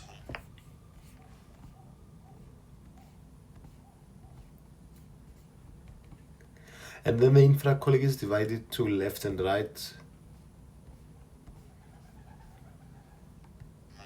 Yup, exactly. The infracolic compartment, part of the greater sac below the transverse colon, is divided into left and right infracolic spaces by the root of the mesentery, anchoring the small intestine. The left infracolic space is on the patient's left, near the descending colon, and the right infracolic space is on the right, near the ascending colon and cecum. Okay. So, guys, let's go to our next topic and let's talk about secretions. Okay, why don't we start with salivary secretions? What are the contents of the saliva? All right, let's jump into salivary secretions, starting with saliva's contents, keeping it concise. Saliva, produced by salivary glands, parotid, submandibular, sublingual, contains water, 99%, hydrates, aid swallowing. Amylase, salivary alpha amylase, begin starch digestion. Mucins, lubricate food, protect mucosa. Lysozyme, IgA, antibacterial agents. Electrolytes, sodium, potassium, chloride, buffer pH. Bicarbonate, neutralizes acid. These components kickstart carb digestion, protect oral tissues, and ease food passage. Want to dive into gland-specific roles or saliva's digestion impact? So, what does mucin, which forms the mucus, providing lubrication? Explain this, mucin. All right, let's clarify mucin and saliva, keeping it tight. Mucins are glycoproteins in saliva, secreted by salivary glands, especially submandibular and sublingual. They form mucus, a slippery, gel-like layer that lubricates food for easier swallowing and coats the oral mucosa to protect against abrasion, bacteria, and acid.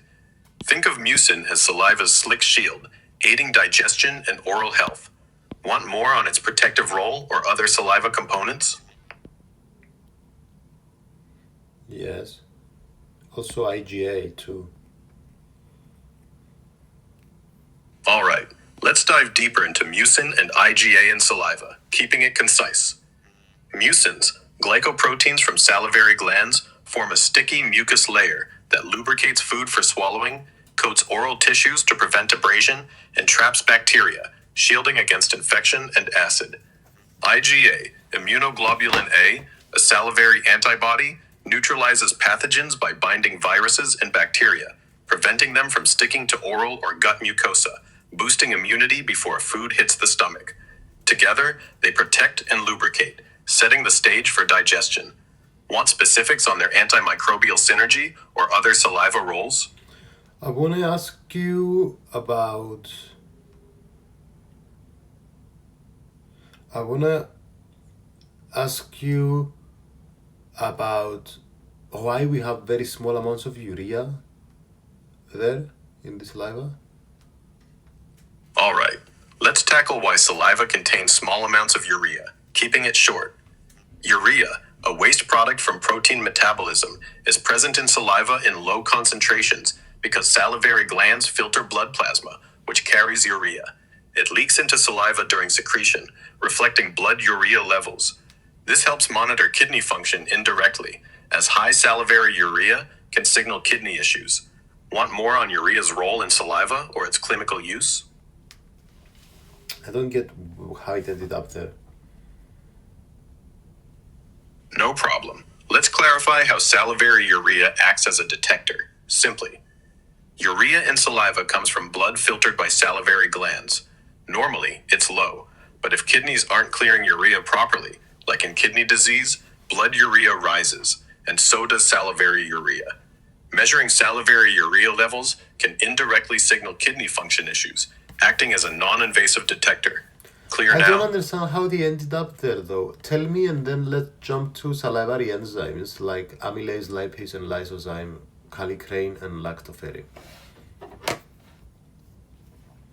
All right, let's clear up how salivary urea acts as an indicator. Then jump to salivary enzymes, amylase, lipase, lysozyme, and lactoferrin, keeping it concise. First, salivary urea as an indicator. Urea, a waste from protein breakdown, is in blood and filtered into saliva by salivary glands. Healthy kidneys clear urea, keeping blood and saliva levels low.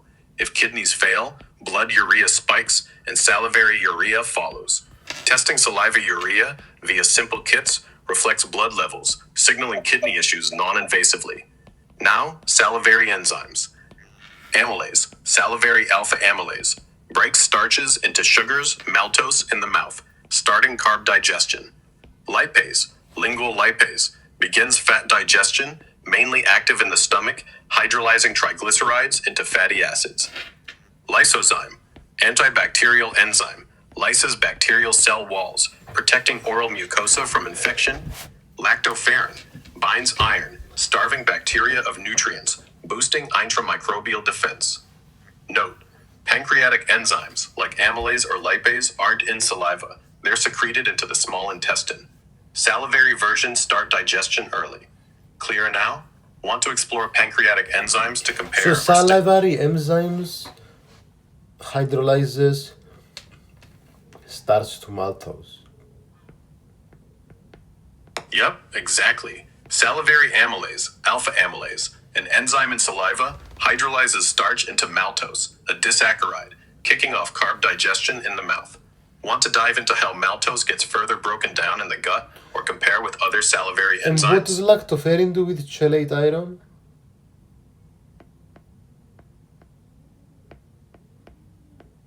All right, let's clarify lactoferrin and iron chelation, keeping it short. Lactoferrin, a salivary protein, Chelates binds iron tightly, starving bacteria of the iron they need to grow. This antimicrobial action helps protect the oral cavity and upper GI tract from infections. Want more on lactoferrin's role or other salivary defenses? Yeah. Cool. Let's expand on lactoferrin's role and other salivary defenses, staying concise. Lactoferrin binds iron, denying bacteria like Streptococcus or E. coli the iron needed for growth, acting as a key antimicrobial in saliva. It also disrupts bacterial membranes and boosts immune signaling. Other salivary defenses include lysozyme, breaks bacterial cell walls, killing microbes. IgA neutralizes pathogens, preventing mucosal attachment. Mucins trap bacteria, aiding clearance. These work together to shield the mouth and gut entry from infections. Want deeper dive into one, like lysozyme's mechanism, or move to another salivary function? Let's move to some salivary glands. We have parotid, submandibular, and sublingual. So what are the differences? All right, let's compare the salivary glands parotid, submandibular, sublingual concisely.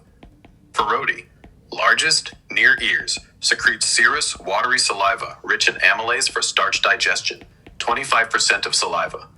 Submandibular, under jaw, mixed serous mucus saliva, high in mucins and enzymes, 60% of saliva. Sublingual, under tongue, mostly mucus saliva, lubricates with mucins, 15% of saliva. Each contributes to digestion, lubrication, and oral defense. Parotid leans digestive, submandibular balances, sublingual focuses lubrication. Want specifics on their secretions or roles in disease? I want to understand what it means to have an acinar structure. All right, let's clarify acinar structure simply. An acinar structure refers to the grape-like clusters of cells, acini, in salivary glands, parotid, submandibular, sublingual, that produce saliva. These acinar cells, either serous, secreting watery, enzyme-rich saliva, or mucus, secreting thick, mucin-rich saliva, release their secretions into ducts that carry saliva to the mouth. This clustered setup maximizes saliva production efficiency. Clear? Want more on acinar cell types or their role in saliva composition? Yeah, I don't get it. No worries. Let's make acinar structure super clear. Think of acinar cells as tiny, round sacs in salivary glands, parotid, submandibular, sublingual, grouped like bunches of grapes. These sacs make saliva serous cells produce watery, enzyme-filled saliva for digestion, while mucus cells make thick, slippery saliva for lubrication. The saliva flows from these sacs into ducts to reach your mouth. It's just the gland's way of organizing cells to pump out saliva efficiently. Got it now? Want to focus on how these cells differ or what they secrete? Could do, I guess. So they have a sinus and a duct, and myoepithelial cells and ductal cells. All right, let's sort out the salivary gland ducts and cells, keeping it tight. Salivary glands, parotid, submandibular, sublingual, have acinar cells making saliva and a duct system to deliver it. Ducts start with intercalated ducts from acini, then striated ducts, merging into main ducts, e.g., stensons for parotid, Whartons for submandibular. Ductal cells, like myoepithelial cells, line ducts. Myoepithelial cells contract to push saliva out, while ductal epithelial cells modify saliva's electrolyte content. Acinar cells produce serous or mucus saliva. Ductal cells fine-tune it. Clear? Want to dive into specific ducts or cell functions? Let's jump a bit to secretions from other parts of the GI tract. So, if we look at the intestinal wall, you have some absorptive cells and some secretory cells. For instance, you have goblet cells. Tell us what they do. All right, let's shift to GI tract secretions, focusing on goblet cells in the intestinal wall, concisely. Goblet cells, found in the intestinal mucosa, small and large intestine, are secretory cells that produce and release mucins, forming a protective mucus layer. This mucus lubricates the intestinal lining, shields it from digestive enzymes, acids, and pathogens, and aids smooth passage of food or waste. Unlike absorptive cells, enterocytes, that take in nutrients, goblet cells focus on defense and lubrication. Want more on mucus function or other intestinal secretory cells?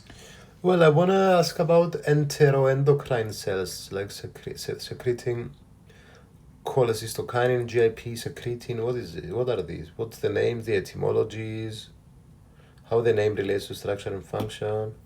Classic stuff. All right, let's dive into enteroendocrine cells, focusing on their secretions like cholecystokinin, CCK, GIP, and their etymology, tying names to structure, function, keeping it concise. Enteroendocrine cells, scattered in the intestinal mucosa, mostly small intestine, some colon, are specialized secretory cells releasing hormones to regulate digestion. They sense luminal contents and signal other organs. Key examples: cholecystokinin, CCK, secreted by eye cells, duodenum. Yeah, continue. Why just stop?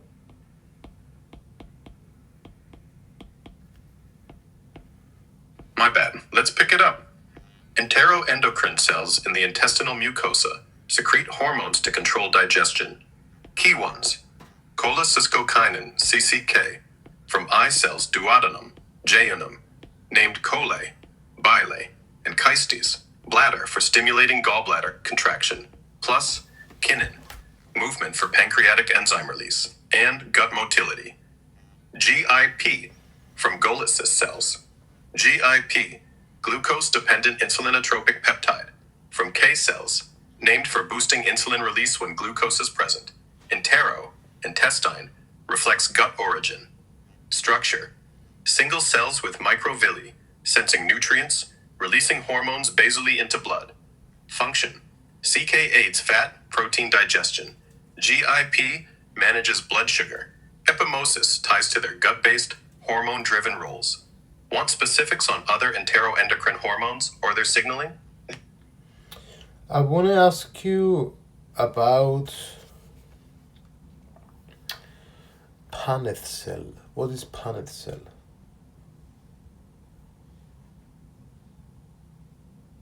All right, let's hit Paneth cells, keeping it short. Paneth cells are specialized secretory cells at the base of intestinal crypts, mostly small intestine.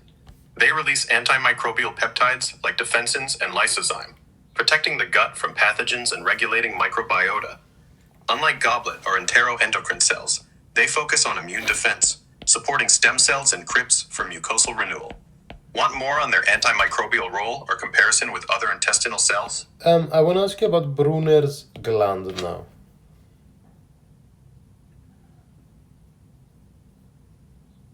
All right, let's cover Brunner's glands concisely. Brunner's glands are submucosal glands in the duodenum, small intestine, secreting alkaline mucus rich in bicarbonate. This mucus neutralizes acidic chyme from the stomach, protecting the duodenum lining and aiding enzymatic digestion. Unlike Paneth cells, they focus on pH balance and lubrication. Want details on their regulation or role in duodenal health? I don't get this Brunner's gland. Okay, you will watch it. No problem. Let's simplify Brunner's glands. They're special glands in the duodenum submucosa, inner layer of the small intestine. They secrete a thick, alkaline mucus loaded with bicarbonate, which neutralizes the acidic chyme coming from the stomach. This protects the duodenum's lining from acid damage and creates the right pH for digestive enzymes to work. Think of them as a shield and And pH it's in the adjuster for... submucosal glands in the duodenum. Why is that location ideal? Las glándulas de Brunner, ubicadas en la submucosa del... What the fuck, dude? Speak in English. My bad, slipped up.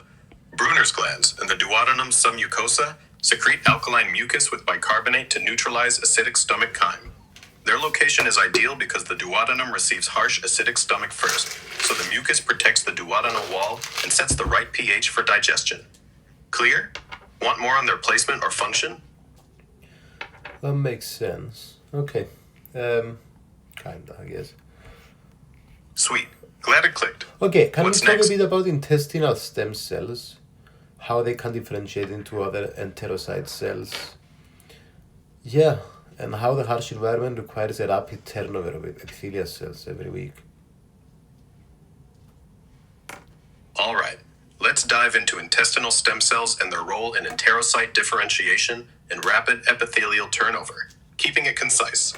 Intestinal stem cells, located at the base of intestinal crypts, mainly small intestine, are Elger5 plus cells that divide to self-renew and produce progenitor cells. These progenitors differentiate into enterocytes, absorptive cells, goblet cells, mucus-producing, enteroendocrine cells, hormone-secreting, and Paneth cells, antimicrobial. Differentiation is driven by signaling pathways like Wnt and Notch, guiding cells to specific roles as they migrate up crypts to villi tips. Enterocytes, the most common, absorb nutrients but face a harsh environment, acids, enzymes, bacteria, and mechanical wear from food. This drives rapid turnover. Epithelial cells, including enterocytes, are replaced every 3-5 days, weekly cycle to maintain a healthy barrier. Paneth cells support stem cells by secreting growth factors, while the crypt-villus structure ensures constant renewal. Want more on signaling pathways or turnover's role in gut health? I want us to talk a bit about the hepatopancreatic sphincter. Tell us how it connects to enteroendocrine secretions, secreting GIP, CCK, exocrine pancreatic juice, bile.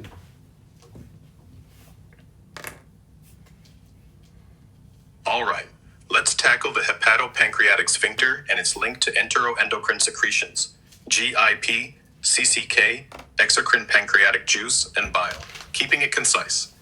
The hepatopancreatic sphincter, sphincter of Oddi, is a muscular valve at the duodenum where the common bile duct and pancreatic duct meet, controlling the release of bile from the liver, gallbladder, and exocrine pancreatic juice, enzymes like amylase, lipase, into the duodenum.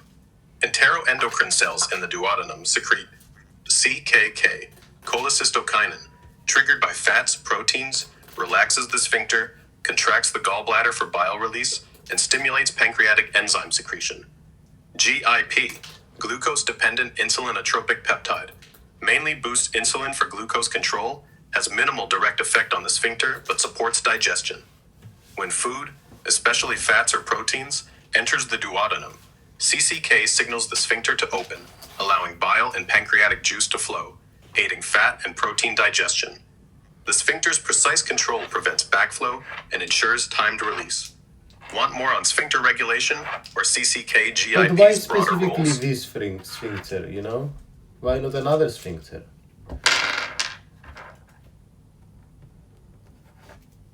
Good question.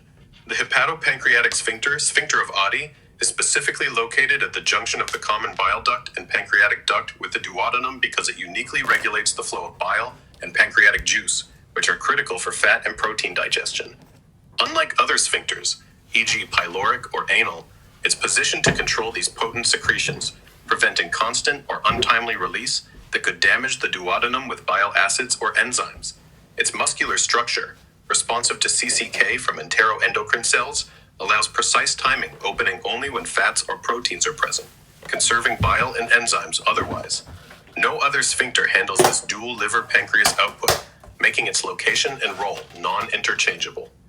Want more on its anatomy or why CCK targets it? I want to ask you about intestinal bacteria. Like the ones that secrete vitamin B and K, and how it connects with absorption. Yeah. All right, let's dive into intestinal bacteria producing vitamins B and K and their link to absorption, keeping it concise. Gut bacteria, mainly in the large intestine, colon, like Bacteriosis and Firmicutes, synthesize vitamins. Vitamin K, menaquinones, produced by bacteria like Escherichia coli, essential for blood clotting. B vitamins, e.g. biotin, folate, made by species like lactobacillus, support metabolism and cell function. These vitamins are released into the colon, where colonocytes, colonic epithelial cells, absorb them via specific transporters or passive diffusion. Vitamin K is lipid-soluble, absorbed with bile micelles, entering the bloodstream via lymphatics.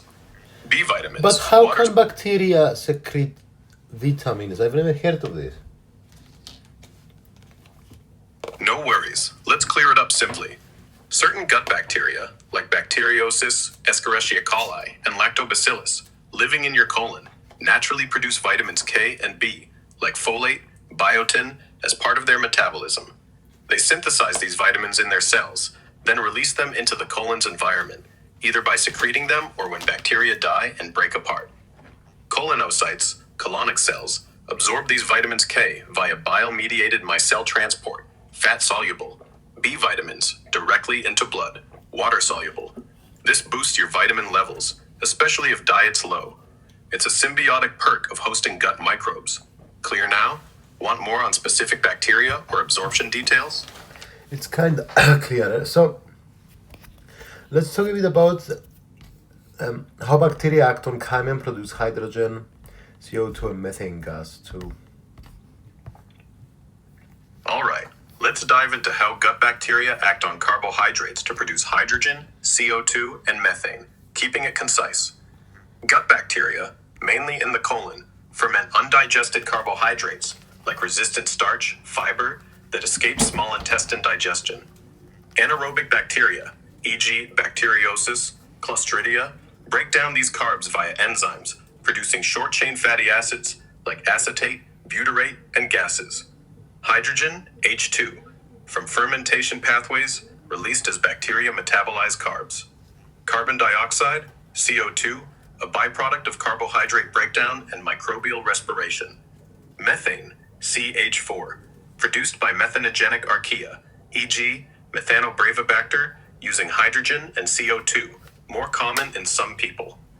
These gases can cause bloating or flatulence if overproduced, but they also signal healthy fermentation. Most are absorbed by colonocytes or exhaled. Want more on gas-related issues or bacterial fermentation benefits?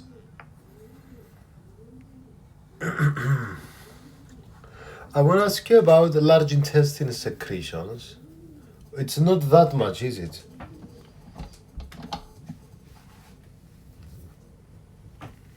You're right. The large intestine doesn't secrete much compared to the small intestine. Its secretions are minimal, mainly from goblet cells in the colon mucosa, producing mucus rich in mucins. This mucus lubricates the colon, protects the lining from abrasion by waste, and traps bacteria, aiding smooth stool passage and barrier defense. Unlike the small intestine, there are no digestive enzymes secreted here. The focus is water absorption and waste formation. Some bicarbonate is secreted to buffer pH, supporting microbial fermentation. That's about it for large intestine secretions. Want to dive into mucus functions or compare with small intestine secretions? Yes, please.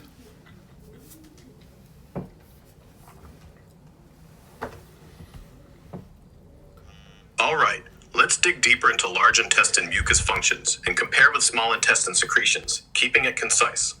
Large intestine mucus, from goblet cells, forms a thick layer that A. Lubricates, eases stool passage, reducing friction. Protects, shields colon lining from abrasive waste, bacteria, and toxins. Traps, binds pathogens, aiding immune defense and microbiota balance. It's secreted steadily, with bicarbonate to maintain pH for microbial fermentation. Small intestine secretions, however, are more complex. Goblet cells secrete mucus, but thinner, for lubrication and mild protection. Enteroendocrine cells release hormones, CCK, GIP, to regulate digestion. Brunner's glands, duodenum, alkaline mucus neutralizes acid. Crypt cells secrete enzymes, e.g. sucrase, maltase, and bicarbonate for digestion absorption. Small intestine focuses on nutrient breakdown absorption with enzymes and hormones. Large intestine prioritizes mucus for protection and waste movement. Want specifics on mucus composition or microbial interactions? I want to go back to saliva actually. regarding formation of hypotonic saliva, and if you could explain to us acinar formation and ductal modification.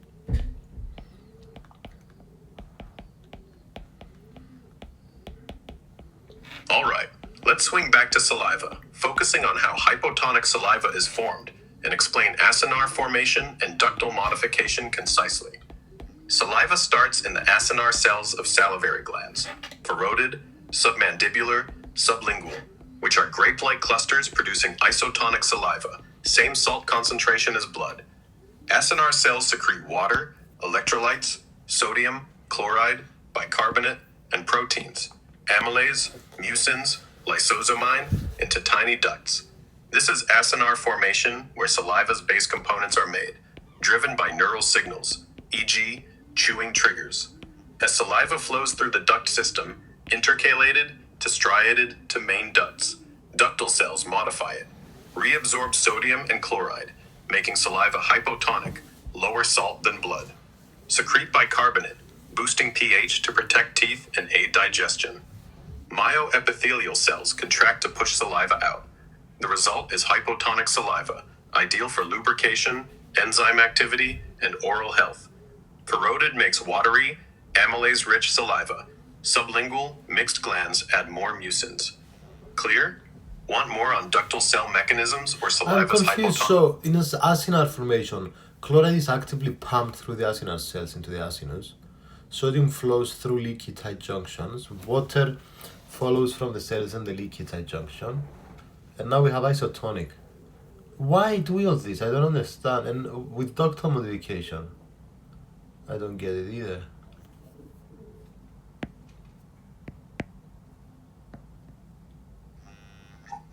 No worries. Let's break down acinar formation and ductal modification for hypotonic saliva super simply. Acinar formation. In salivary gland acinar cells, grape-like sacs, chloride is pumped into the acinar lumen, the sac's center, via channels. Sodium follows through leaky tight junctions, gaps between cells, to balance charges. Water then flows from cells into the lumen, following sodium and chloride, creating isotonic saliva, same salt level as blood. Why isotonic here? It's the body's default fluid balance, allowing acinar cells to efficiently mix water, electrolytes, and proteins, like amylase, mucins, to start saliva with all components needed for digestion and protection. Ductal modification. As this isotonic saliva travels through salivary ducts. Okay, let's talk a bit about salivary flow rate and composition then.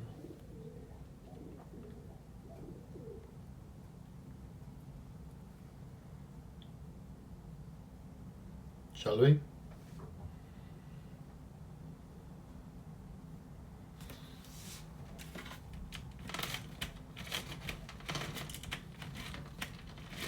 Huh?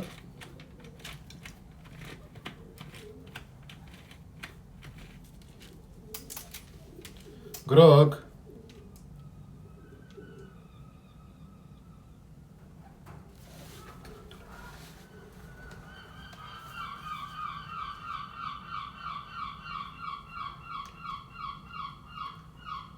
Grog? Sorry, guys. Grog, can we talk about salivary flow rate and composition and maybe touch about how high rates of secretion reduce reabsorption of electrolytes or whatever, increasing tonicity?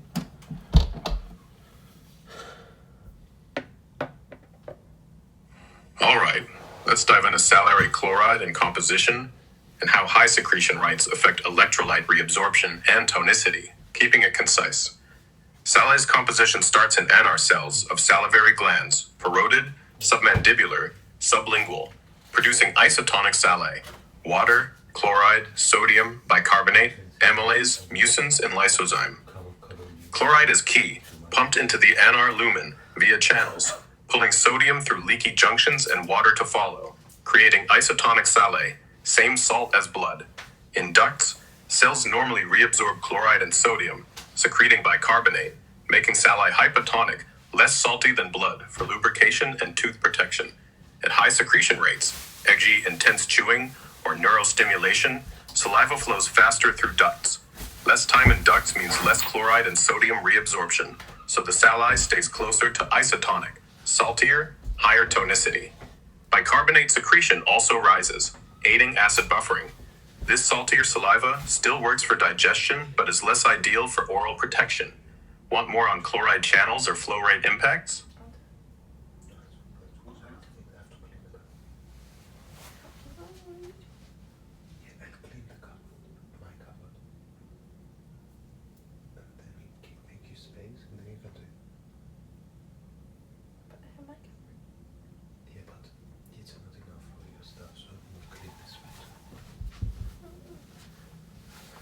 So, I don't understand this. Could you explain it a bit more, please?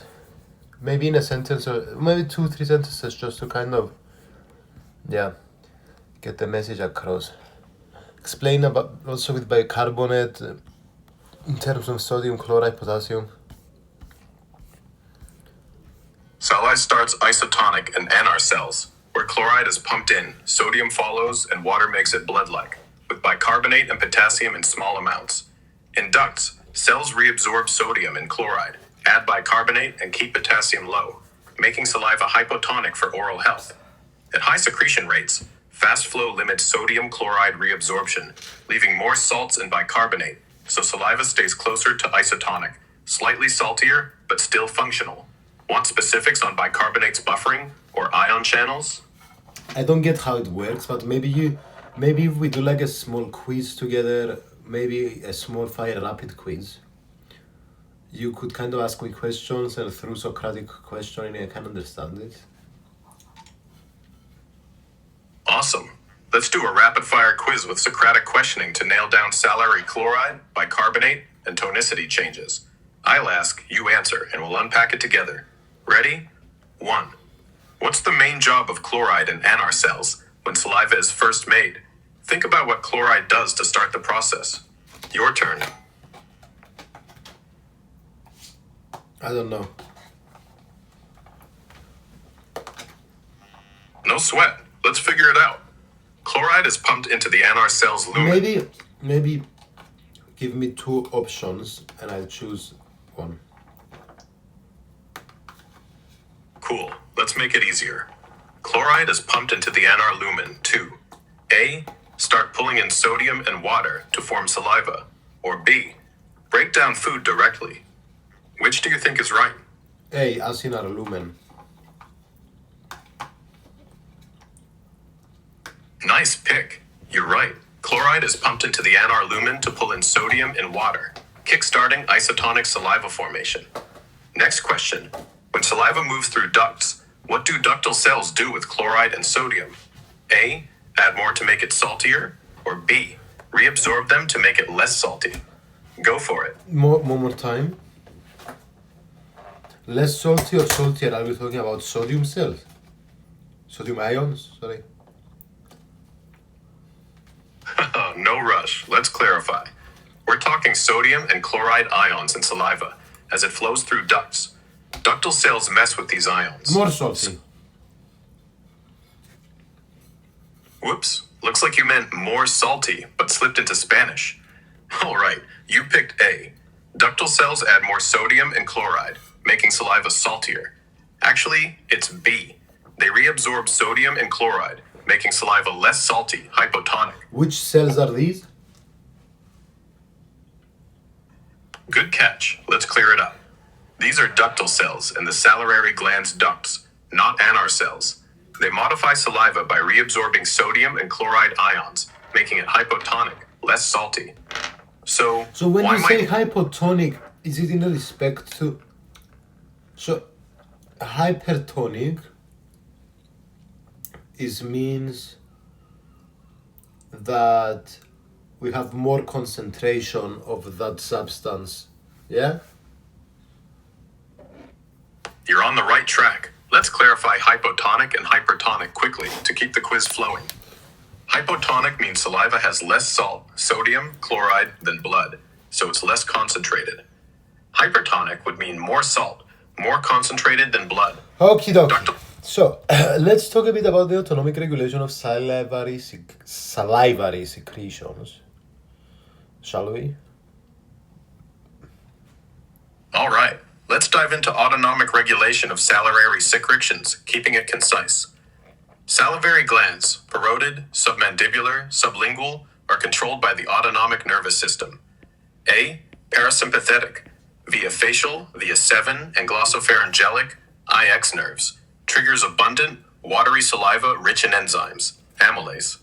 Stimulated by chewing, taste, or smell, it boosts secretion for digestion. Sympathetic, via cervical ganglia, produces less, thicker saliva with more mucins, often under stress or dehydration, prioritizing lubrication. Parasympathetic dominates normal secretion, sympathetic tweaks viscosity. Both act on anar and ductal cells to adjust volume and concentration. And this is in the medulla oblongata. We have these things. How does it connect with the autonomic nerves and the simple reflex and the conditioned reflex and the salivary glands and the cerebral cortex? All right, let's connect the medulla oblongata, autonomic nerves, simple conditioned reflexes, salivary glands, and cerebral cortex in salivary secretion control, keeping it tight. The medulla oblongata houses salivary nuclei, superior and inferior salivatory nuclei, that coordinate autonomic nerve signals to salivary glands. Parasympathetic, medulla sends signals via facial, via 7, and glossopharyngelic, IX nerves to glands, triggering watery saliva. Sympathetic, medulla influences cervical ganglia, signaling thicker saliva. Simple reflex, sensory input, e.g., food in mouth, taste, hits the medulla via trigeminal, V, or glossopharyngelic nerves, triggering an automatic salivary response, parasympathetic dominated, for digestion. Conditioned reflex, cerebral cortex processes learned cues, e.g., smell, sight of food, sending signals to the medulla, which activates salivary glands via the same autonomic nerves, preparing for digestion before food arrives. The cortex adds emotional or anticipatory input, while the medulla executes via autonomic nerves. Want more on reflex pathways or cortex's role in conditioned responses? No, this is good.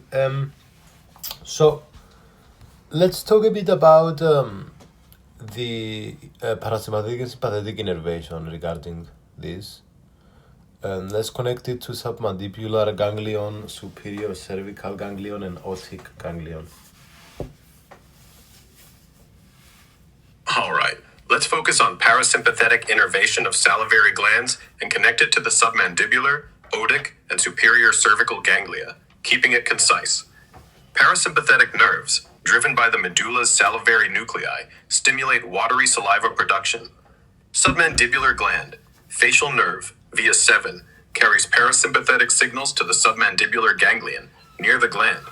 Postganglionic neurons then trigger saliva from submandibular and sublingual glands. Parotid gland, glossopharyngelic ganglion, IX, sends signals to the otic ganglion, below the ear. Postganglionic fibers activate parotid saliva. Superior cervical ganglion, this is sympathetic, not parasympathetic, from the thoracic spinal cord. It sends fibers to glands for thicker, mucin-rich saliva, not the watery output of parasympathetic. Parasympathetic innervation via submandibular and otic ganglia dominates for digestion, boosting enzyme-rich saliva. Want specifics on ganglion anatomy or sympathetic versus So parasympathetic? it's mainly parasympathetic, facial, glossopharyngeal, but why? And how does this promote continuous secretion of watery saliva? Tell me about the myoepithelial cell contraction from acetylcholine and muscarinic receptor. All right, let's dive into why parasympathetic innervation, facial, and glossopharyngelic nerves dominate salivary secretion, how it promotes continuous watery saliva, and the role of myoepithelial cells and muscarinic receptors, keeping it concise. Parasympathetic nerves, via facial, via 7 to submandibular, sublingual glands, through submandibular ganglion, and glossopharyngelic, IX, to parotid, through otic ganglion, are the main drivers because they respond to daily triggers like chewing, taste, or food anticipation. These nerves signal anar cells to produce watery, enzyme-rich, Amylase-heavy saliva, ideal for digestion and oral health, unlike sympathetic nerves, which produce thicker saliva under stress. Continuous watery saliva flow is sustained by parasympathetic stimulation of muscarinic receptors, M3 subtype on anar and myoepithelial cells. When activated by acetylcholine from parasympathetic neurons, muscarinic receptors trigger. Acinar cells secrete water, electrolytes, and enzymes, forming isotonic saliva. Myoepithelial cells surround acini like a net, contracting to squeeze saliva from acini into ducts, ensuring steady flow. This contraction, plus ductal modification, sodium chloride reabsorption, keeps saliva watery and hypotonic for lubrication and digestion. Parasympathetic dominance ensures frequent, high-volume output over sympathetic's viscous response. Okay. One.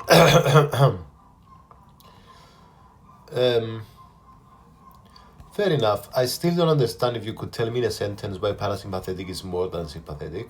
And then in another sentence, we could talk a bit about Sjogren's syndrome, Sjogren. And what exactly it does. Parasympathetic nerves, facial, glossopharyngelic, dominate salivary secretion because they respond to frequent digestive triggers like chewing or taste, producing watery saliva, unlike sympathetic nerves' stress-induced thicker output. Sjogren's syndrome, an autoimmune disorder, attacks salivary and lacrimal glands, reducing saliva production, causing dry mouth, xerostomia, and difficulty swallowing or speaking. Want more on Sjogren's impact or parasympathetic mechanisms? It's good. Let's talk a bit about the stomach now. So it's got a humoral and secretory and motor function, if you could explain these before we go to the secretions.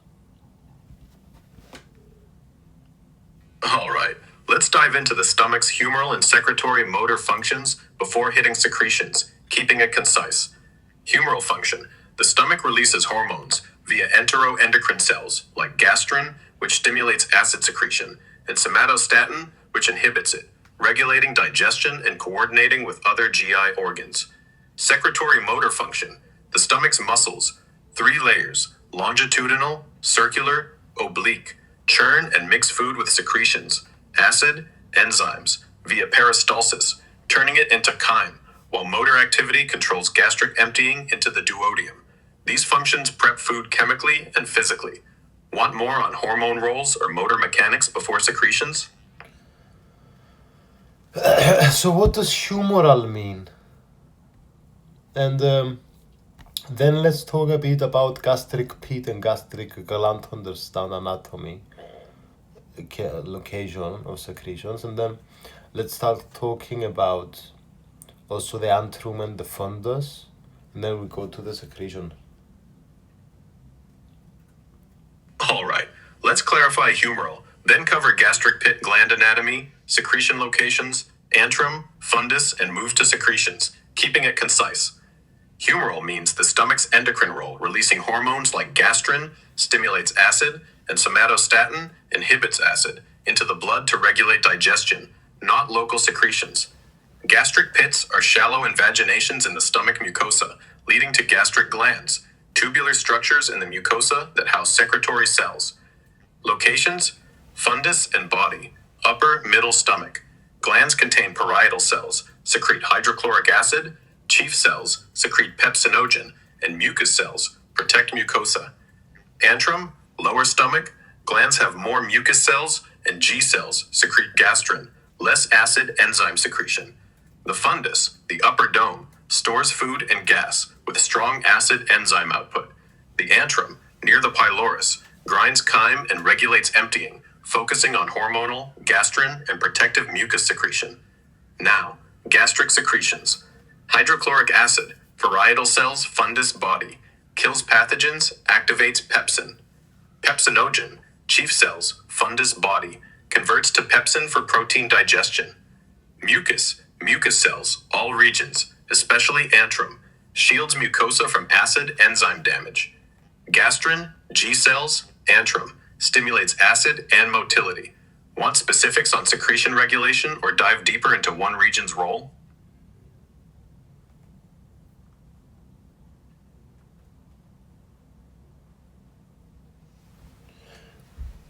I want to talk a bit about chief cells, parietal cells, mucous neck cells, and surface mucosal cells. Also, G cells, D cells, ECL cells. All right, let's dive into stomach cell types: chief, parietal, mucous neck, surface mucus, D cells, and ECL cells, focusing on their roles and locations, keeping it concise. Chief cells, fundus body, gastric glands, secrete pepsinogen, an inactive enzyme that converts to pepsin in acidic conditions to digest proteins.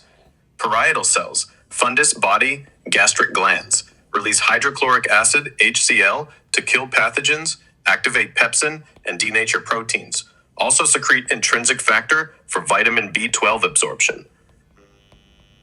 Mucous neck cells, neck of gastric glands, fundus body, produce soluble mucus to lubricate and protect the mucosa from acid and pepsin damage. Surface mucus cells, surface and pits, all stomach regions, especially antrum, secrete thick, insoluble mucus, forming a protective barrier against acid and abrasion. D cells, antrum, some fundus body, enteroendocrine cells, secreting somatostatin, which inhibits acid, gastrin, and histamine release, regulating digestion. ECL cells, enterochromaffin-like, fundus body, release histamine, stimulating parietal cells to secrete acid, triggered by gastrin or neural signals. These cells, in gastric pits, glands, orchestrate digestion and protection. Want more on their regulation or specific secretion mechanisms? Yes, I don't understand. If you could have told me that they secrete other things, and I would believe. So I really need to understand how the name relates to the, how they match.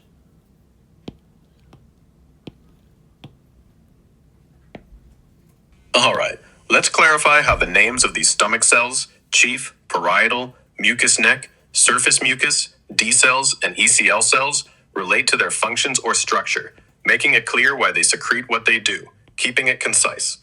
Chief cells, named chief because they're the main source of digestive enzymes in the stomach, secreting pepsinogen, converts to pepsin for protein breakdown, reflecting their primary role in protein digestion. Parietal cells, named for their location along the wall. Parietal means wall in Latin, of gastric glands. They secrete hydrochloric acid, HCl, to create an acidic environment, an intrinsic factor for vitamin B12 absorption, matching their structural position and chemical role. Mucous neck cells, named for their location in the neck of gastric glands. They produce soluble mucus to lubricate and protect the mucosa, fitting their protective function in a transitional zone.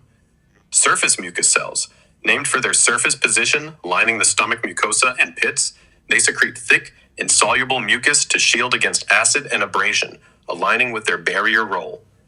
D cells, named arbitrarily, lettered for endocrine cell types, they're enteroendocrine cells secreting somatostatin, which downregulates acid and gastrin, matching their inhibitory control function. ECL cells, enterochromaffin-like, named for resembling chromaffin cells, stained with chromium, and histamine release. They secrete histamine to stimulate acid production, tying their name to their stimulatory, endocrine-like role. Each name reflects either their anatomical spot, primary secretion, or historical naming for their digestive or So regulatory what are job. these D cells, and why somatostatin?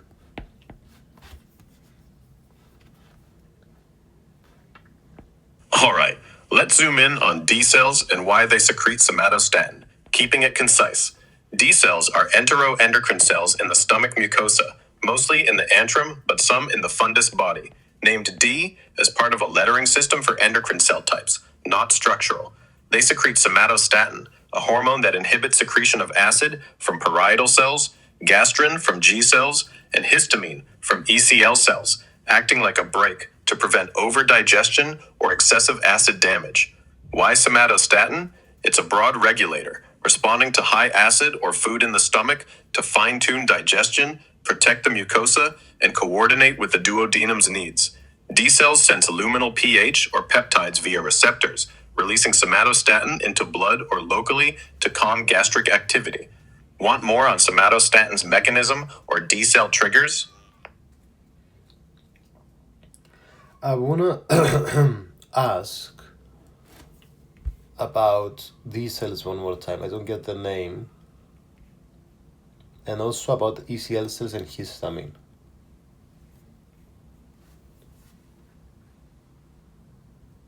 All right, let's clarify D cells, their name, and ECL cells with histamine, keeping it tight and clear. D cells, enteroendocrine cells in the stomach, mostly antrum, named D from an arbitrary lettering system, A, B, D, etc., used to classify endocrine cells in early histology, not tied to structure or function. They secrete somatostatin to inhibit acid, gastrin, and histamine, regulating digestion to prevent overactivity. ECL cells, enterochromaffin-like, named for resembling chromaffin cells stained with chromium salts in their endocrine-like role, found in fundus body. They release histamine, which binds to parietal cell receptors, stimulating hydrochloric acid secretion to aid protein digestion and pathogen killing. Histamine release is triggered by gastrin or vagal parasympathetic signals, amplifying acid output. Okay, thank you. Okay, let's continue, guys. So,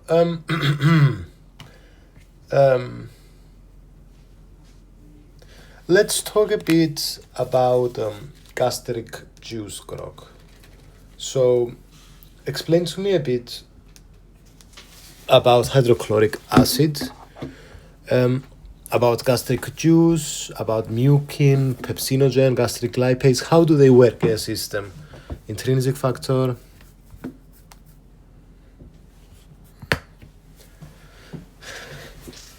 All right, let's dive into how hydrochloric acid, gastric juice, mucin, pepsinogen, gastric lipase, and intrinsic factor work as a system in the stomach, keeping it concise. Gastric juice, a mix of secretions from gastric glands, fundus body, drives digestion. Layum, gastric juice, gastric digestion, is hydrochloric acid. It's all part of the system. Sometimes hydrochloric acid, HCl, parietal cells, lowers stomach pH 1.5 to 3, kills pathogens, denatures proteins, and activates pepsinogen. Pepsinogen, 10 to 15 per cell, the system enkym's stomach content. H+inogen, chief cells, inactive enzyme, converts to pepsin in acidic pH, breaks proteins into peptides. Mucin mycos neck surface cells, forms a protective mucus layer, shielding mucosa from HCl and pepsin damage. Gastric lipase, chief cells, digest small amounts of fats, mainly short chain, like in milk, active in acidic pH, aiding early lipid breakdown. Intrinsic factor, parietal cells, binds vitamin B12, enabling its absorption in the small intestine. So how does HCl get produced in the first place, though? Does it have to do with carbonic anhydrase, proton pumps? What's going on with bicarbonate?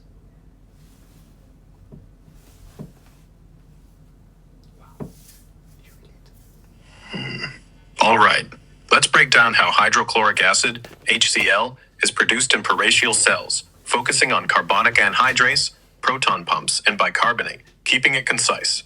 HCl production in parietal cells produce hydrochloric acid and bicarbonate protons.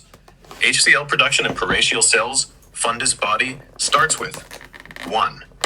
Carbonic anhydrase catalyzes CO2 plus H2O to form carbonic acid, H2C3, which splits into bicarbonate, HCO3 plus N, and a proton, H+. 2. Proton pump, H plus K ATPase, pumps protons, H plus in parietal cell, cytoplasm into the stomach lumen, exchanging for potassium, K plus concentrating, H plus for acidity. 3. Chloride channels, chloride L plus channels from blood enters the cell and is secreted into the lumen, combining with H plus to form HCl. 4. Bicarbonate, left behind in the cell, HCO3 is exchanged for L plus via basolateral exchanger, entering the blood, causing an alkaline tide post-meal. Stimulation, gastrin, histamine, acetylcholine, activates proton pumps, boosting HCl output. Carbonic anhydrase. Can you synthesize all this information like a story? When you do them like a story, I understand it better.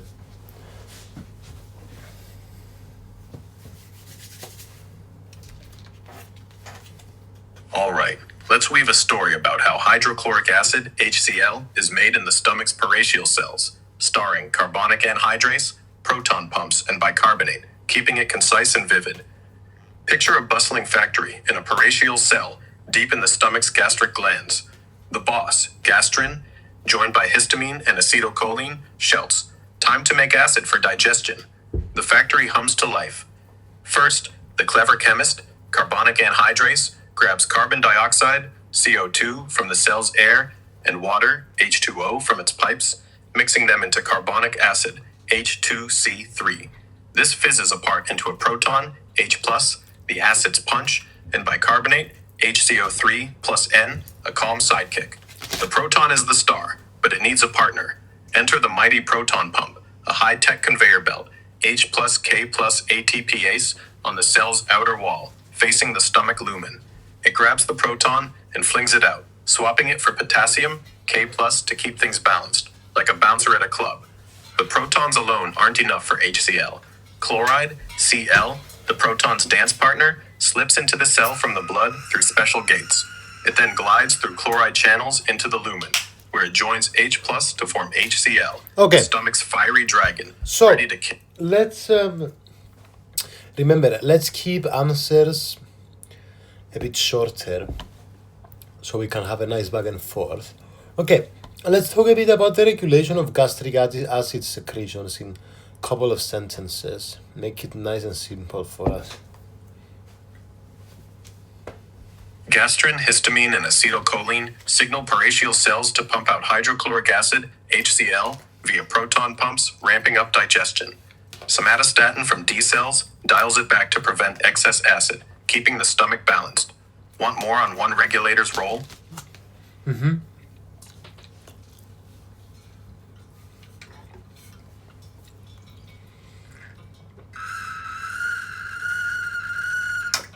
Yes, please. And let's talk a bit about gastrin physiology too.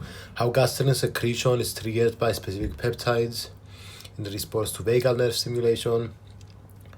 How somatostatin is secreted from D cells when we have acidity.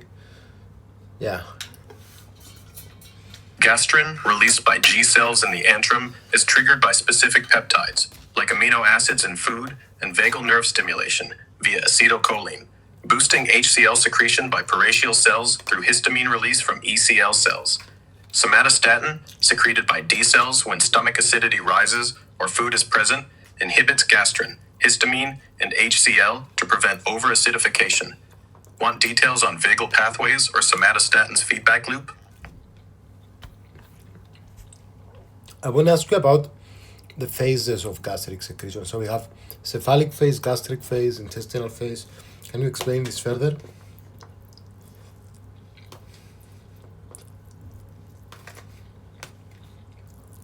All right, let's break down the phases of gastric secretion, cephalic, gastric, and intestinal, in a concise way. Cephalic phase, triggered by sight, smell, or thought of food. The brain, via vagus nerve, stimulates peritoneal and G cells, releasing acetylcholine and gastrin, starting low-level HCl and pepsinogen secretion before food hits the stomach. Gastric phase begins when food enters the stomach. Peptides and distension activate G cells, gastrin, and vagal reflexes, boosting HCl, pepsinogen, and mucus via peritoneal, chief, and microcells, peaking digestion. Intestinal phase. As chyme enters the duodenum, it slows gastric secretion. Enteroendocrine cells release CCK and secretion, while duodenal acidity triggers somatostatin, inhibiting gastrin and HCl to protect. Wait, summarize the three phases. I don't understand them. Cephalic. Okay, I can't understand it. So we go from the brain to the stomach to the intestines, basically.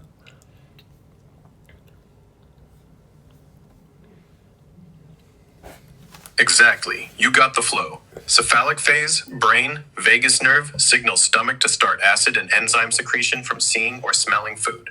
Gastric phase, food in stomach triggers more acid, gastrin, and enzymes for digestion. Intestinal phase, chyme in duodenum slows stomach acid via hormones, CCK, secretion, and somatostatin to protect the intestine. Clearer? Want to zoom in on one phase?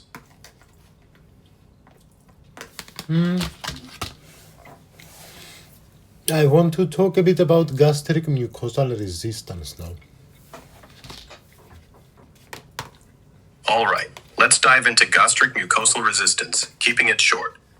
The stomach mucosa resists damage from HCl and pepsin through mucus layer from surface mucous neck cells. Thick barrier blocks acid and enzyme erosion. Bicarbonate secretion, trapped in mucus, neutralizes acid near mucosa. Tight junctions prevent acid leakage between epithelial cells. Rapid cell turnover replaces damaged cells every few days. Blood flow supports repair. Want more on mucus composition or damage causes? I don't understand why we need resistance.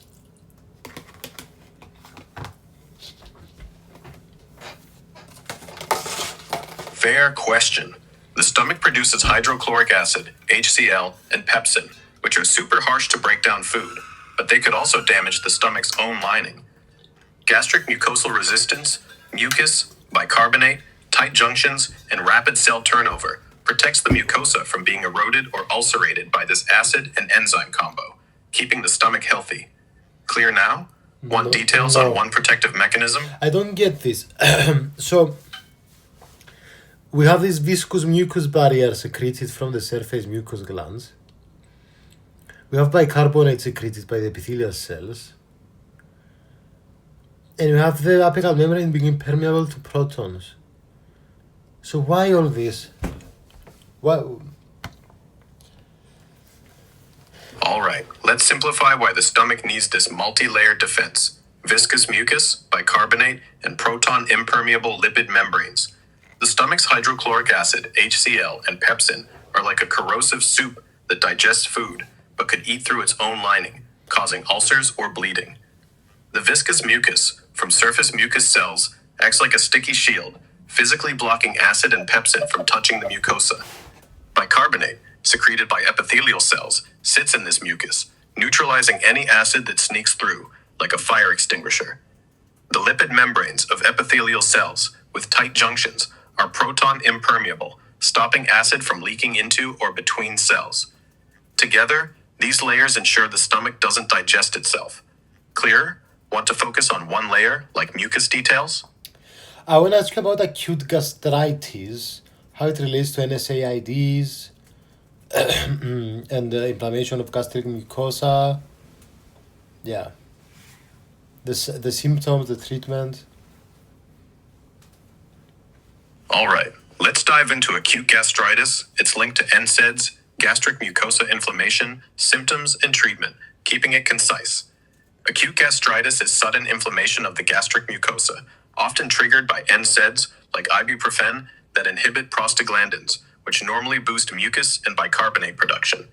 This weakens the mucosal barrier, letting HCl and pepsin damage the lining, causing inflammation. Symptoms: upper abdominal pain, nausea, vomiting, sometimes bleeding, erosions. Treatment: stop NSAIDs, use proton pump inhibitors, PPIs, or H2 blockers to reduce acid, antacids for symptom relief, and address underlying causes, aka diet, alcohol. Severe cases may need endoscopy. Want more on NSAID mechanisms or PPI action? I don't get it. No problem. Let's make acute gastritis and NSAIDs super clear. NSAIDs, like ibuprofen, block prostaglandins, chemicals that help produce the stomach's protective mucus and bicarbonate. Without enough protection, stomach acid, HCl, and pepsin irritate and inflame the gastric mucosa, causing acute gastritis. Symptoms include stomach pain, nausea, or vomiting.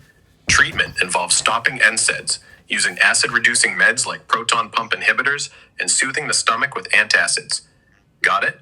Want to focus on symptoms or how PPIs work?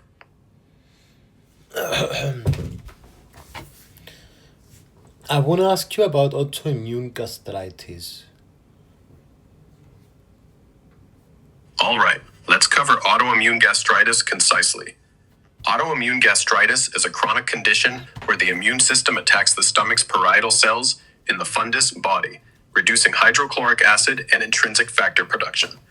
This leads to inflammation, atrophy of the gastric mucosa, and impaired B12 absorption, potentially causing pernicious anemia. Symptoms: fatigue, abdominal What discomfort, is or pernicious anemia? pernicious anemia is a condition caused by autoimmune gastritis, where the immune system destroys parietal cells, reducing intrinsic factor needed for vitamin B12 absorption. Low B12 impairs red blood cell production, leading to fatigue, weakness, pale skin, and neurological issues like tingling or memory problems. Treatment involves B12 injections or supplements. Want more on its symptoms or link to autoimmune gastritis? Tell me again what it is, I don't get it.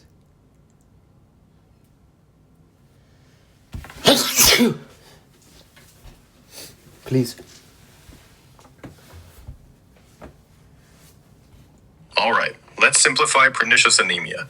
It's a type of anemia caused when autoimmune gastritis damages stomach parietal cells, stopping them from making intrinsic factor, a protein needed to absorb vitamin B12 in the gut. Without B12, your body can't make enough healthy red blood cells, causing tiredness, weakness, and nerve problems like numbness. Clear now? Want details on treatment or how it ties to the So stomach? what is it less amount of blood cells? Yup, exactly. Pernicious anemia means you have fewer healthy red blood cells because autoimmune gastritis kills parietal cells, which Okay. stops Okay, let's go back to other secretions now. So, can we talk about exocrine secretions of the pancreas? Explain us endocrine, exocrine too. All right, let's dive into exocrine pancreatic secretions, focusing on acinore exocrine function, keeping it concise. The pancreas's acinore cells, clustered like grapes, produce exocrine secretions digestive enzymes released into the duodenum via the pancreatic duct. A. Primarylase breaks starches into sugars. Lipase digests fats into fatty acids and glycerol. Proteases, trypsinogen, chymotrypsinogen, convert to active forms to digest proteins into peptides. These enzymes, stored as inactive zymogens to prevent pancreatic damage, are activated in the duodenum, aka trypsinogen to trypsin by enterokinase. Secretion is triggered by CCK from duodenal enteroendocrine cells and vagal stimulation, So wait, we aiding have mostly exocrine acinar clusters and a small amount of endocrine pancreatic islets. Secreting, let's say, glucagon and insulin and somatostatin. What is this exocrine endocrine? Explain us, please. Enlighten us. All right, let's clear up exocrine versus endocrine in the pancreas, spotlighting acinore clusters and pancreatic islets, keeping it concise and enlightening. The pancreas has two roles. Exocrine acinore cells, these grape-like clusters make up 99% of the pancreas, secreting digestive enzymes, amylase, lipase, proteases like trypsinogen, into ducts that flow to the duodenum to break down carbs, fats, and proteins. Think of them as the pancreas's kitchen, cooking up juices for digestion. Endocrine, pancreatic islets, tiny clusters. Tiny clusters, pancreatic islets. Tiny clusters secrete insulin, alpha cells, glucagon, and delta cells, somatostatin, release So hormones what is exocrine then, in 3 words?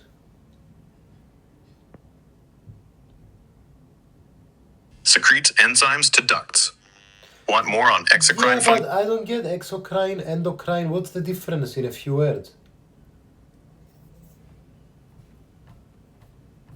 Exocrine secretes enzymes via ducts to gut for digestion. Endocrine releases hormones into blood for regulation. What's a duct? A duct is a tube that carries secretions, like digestive enzymes from exocrine pancreatic icinore. Where is this tube?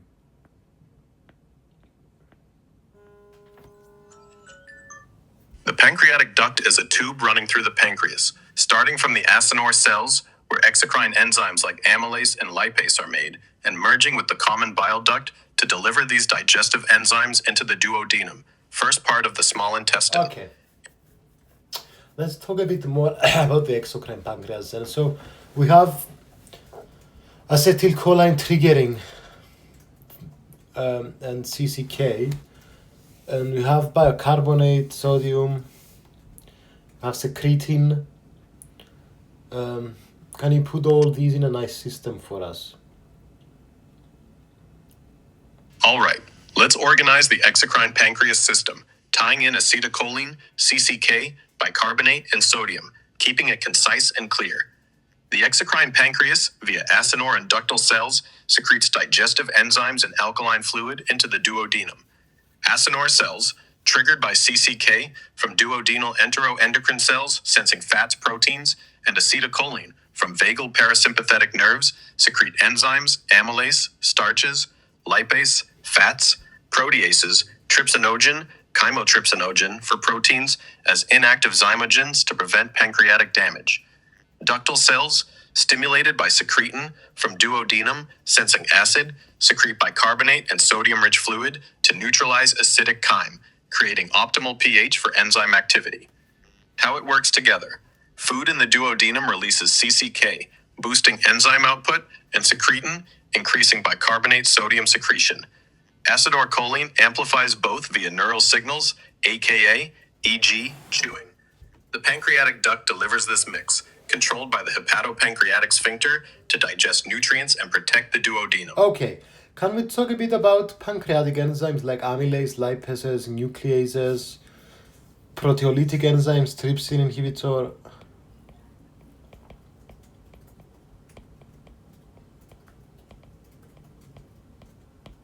All right, let's dive into pancreatic exocrine enzymes, amylase, lipases, nucleases, proteolytic enzymes, and trypsin inhibitor, keeping it concise and systematic.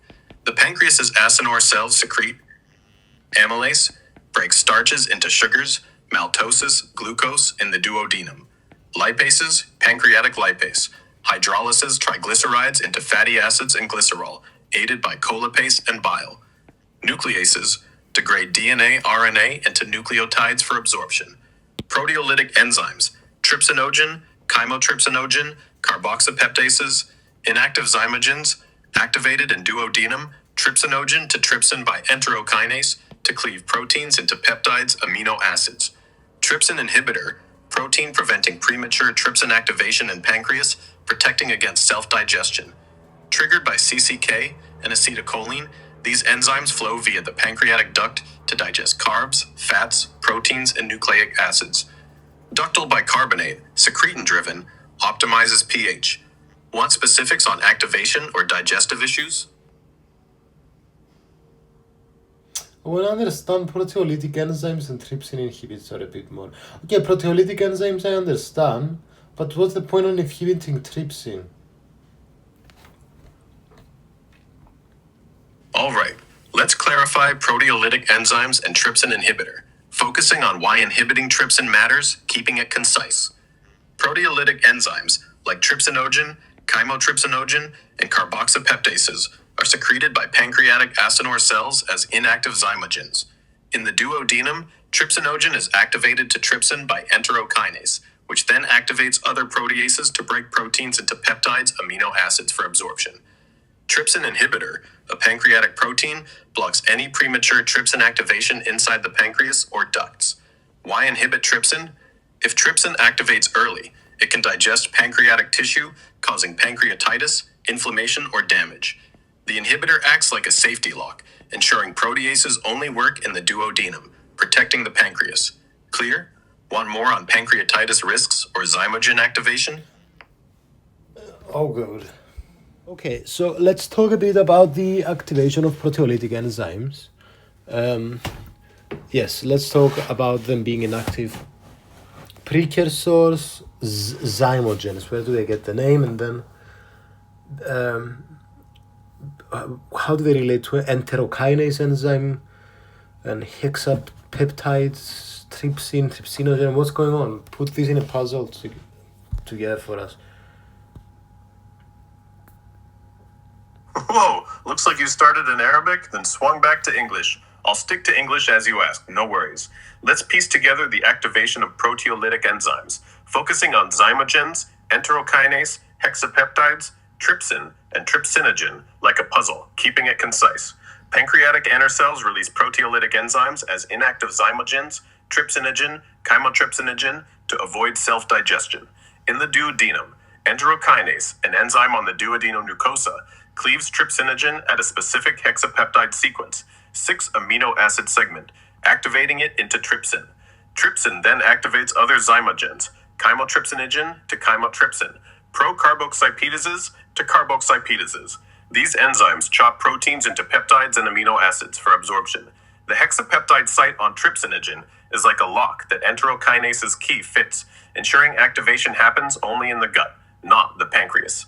CK drives zymogen release. Trypsin inhibitor prevents premature activation. Puzzle complete. Enterokinase starts the chain by targeting trypsinogen's hexapeptide, unleashing trypsin to activate the rest. Clear? Want to zoom in on hexapeptide cleavage or trypsin's role? So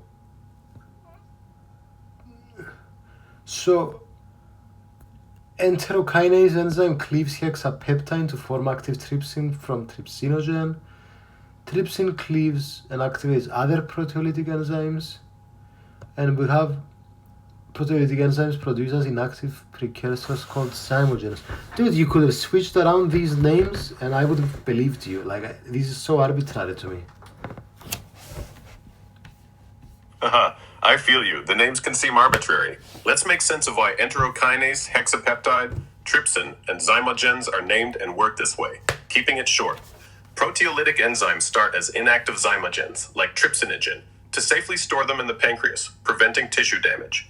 Enterokinase, named for its gut, entero, and enzyme activating, kinase, role, cleaves a specific hexapeptide, 6-amino acid chunk on trypsinogen in the duodenum, turning it into trypsin. Trypsin, named historically for its protein digesting power, then activates other zymogens, chymotrypsinogen, etc., by cutting their peptide bonds. The names aren't random. Zymogen means enzyme generating precursor. Enterokinase reflects its gut activation, and hexapeptide is just the cleavage site size. It's a precise sequential system to ensure digestion happens safely in the gut. Clearer? Want to dig into one name or the activation sequence? Fair enough. Let's talk a bit about CFTR and bicarbonate secretion. Let's mention enteroendocrine cells, secretin receptors, CAMP, yeah.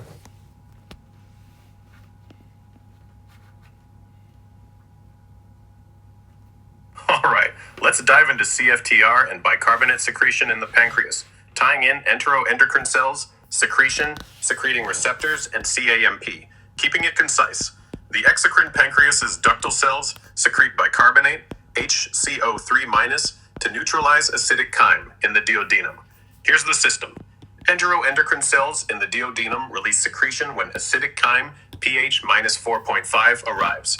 Secretion binds secretion receptors on pancreatic ductal cells, activating adenylate cyclase to produce CAMP. CAMP signals the CFTR, cystic fibrosis transmembrane conductance regulator, a chloride channel, to open. Chloride moves into the duct lumen, driving bicarbonate secretion via a Cl3N exchanger, raising duodenal pH. This alkaline fluid, rich in sodium and bicarbonate, protects the duodenum and optimizes enzyme activity. In cystic fibrosis, CFTR mutations impair bicarbonate secretion, causing thick mucus and digestive issues. Want more on CFTR defects or secretes regulation? Can you explain this a bit more?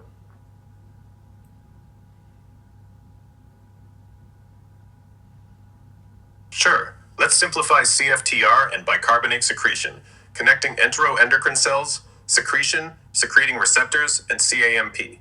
When acidic chyme hits the duodenum, enteroendocrine cells release secretion. Secretion binds to receptors on pancreatic ductal cells, triggering CAMP production inside the cell. CAMP activates the CFTR channel, letting chloride out into the duct. This chloride swaps with bicarbonate, HCO3- via an exchanger, pumping bicarbonate into the duodenum to neutralize acid, protecting it and aiding digestion. Clearer? Want to focus on CAMP signaling or CFTR issues? So basically, we have CAMP increase and then the receptor of secretin binds to secretin, and then what does CFTR do? And bicarbonate?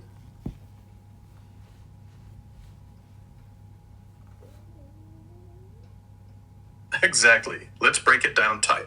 Secretion, released by duodenal enteroendocrine cells, binds secretion receptors on pancreatic ductal cells, boosting CAMP levels. CAMP opens CFTR, a chloride channel, releasing chloride into the duct. Chloride then swaps with bicarbonate, HCO3-, via an exchanger, sending bicarbonate into the duodenum to neutralize acidic chyme.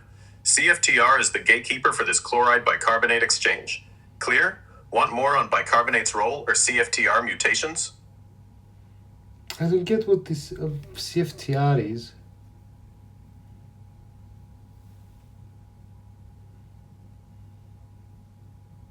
No worries. Let's make CFTR super clear.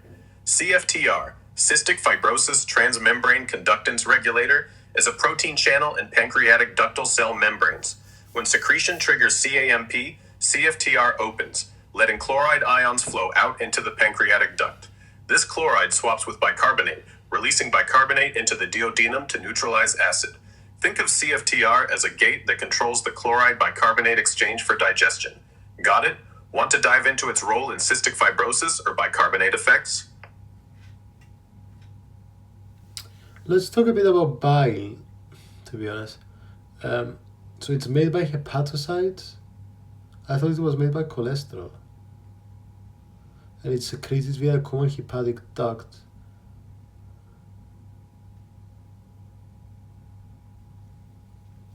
Or the common bile duct.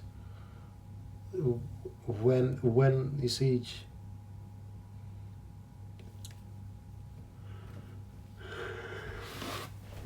All right, let's clarify bile production and secretion, focusing on hepatocytes, cholesterol, and the duct, keeping it concise. Bile is made by hepatocytes, liver cells, not cholesterol, but cholesterol is a component. Hepatocytes synthesize bile from bile acids, from cholesterol and metabolism, bilirubin, phospholipids, cholesterol, water electrolytes. Bile is secreted into bile canalically, flows to the common hepatic duct, then stored in the gallbladder. When food, especially fats, enters the duodenum, CCK triggers gallbladder contraction, pushing bile through the common bile duct, joined with the pancreatic duct, past the hepatopancreatic sphincter into the duodenum to emulsify fats. Common hepatic duct carries bile from the liver. Common bile duct delivers it to the gut. Want more on bile acid synthesis or CCK's role? I don't understand this.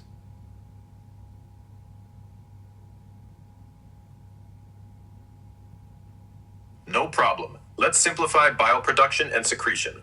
Bile is made by hepatocytes, liver cells, not cholesterol, but includes cholesterol and bile acids, made from cholesterol. Hepatocytes release bile into tiny channels, canalically, that flow to the common hepatic duct, then to the gallbladder for storage. When you eat fats, CCK signals the gallbladder to push bile through the common bile duct into the duodenum to help digest fats. Common hepatic duct is liver to gallbladder. Common bile duct is gallbladder to gut. Clearer? Want to focus on bile components or duct flow? Okay, that kind of makes sense. And what about hepatocytes as functional units? All right, let's dive into hepatocytes as functional units, keeping it concise. Hepatocytes, the main liver cells, are the powerhouse of liver function, handling multiple tasks. Bile production, synthesize bile, bile acids from cholesterol, bilirubin, phospholipids, for fat digestion, secreted into canalically. Metabolism, process nutrients, glucose, amino acids, detoxify drugs, and store glycogen. Protein synthesis, produce albumin, clotting factors, and transport proteins. Detoxification, break down toxins and waste, e.g., ammonia into urea. Organized in hexagonal lobules around a central vein, hepatocytes receive blood from the portal vein and artery, process and drain bile into canalically toward the common hepatic duct. They're like the liver's multitasking factories. Want more on bile synthesis or lobule structure? No, that's good. So what does bile do then?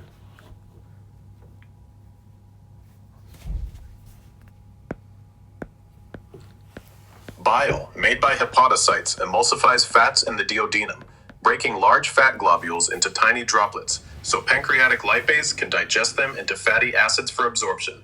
It also carries waste, like bilirubin, out of the body and aids in cholesterol excretion.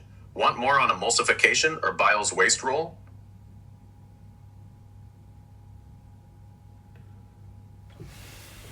What is this bilirubin?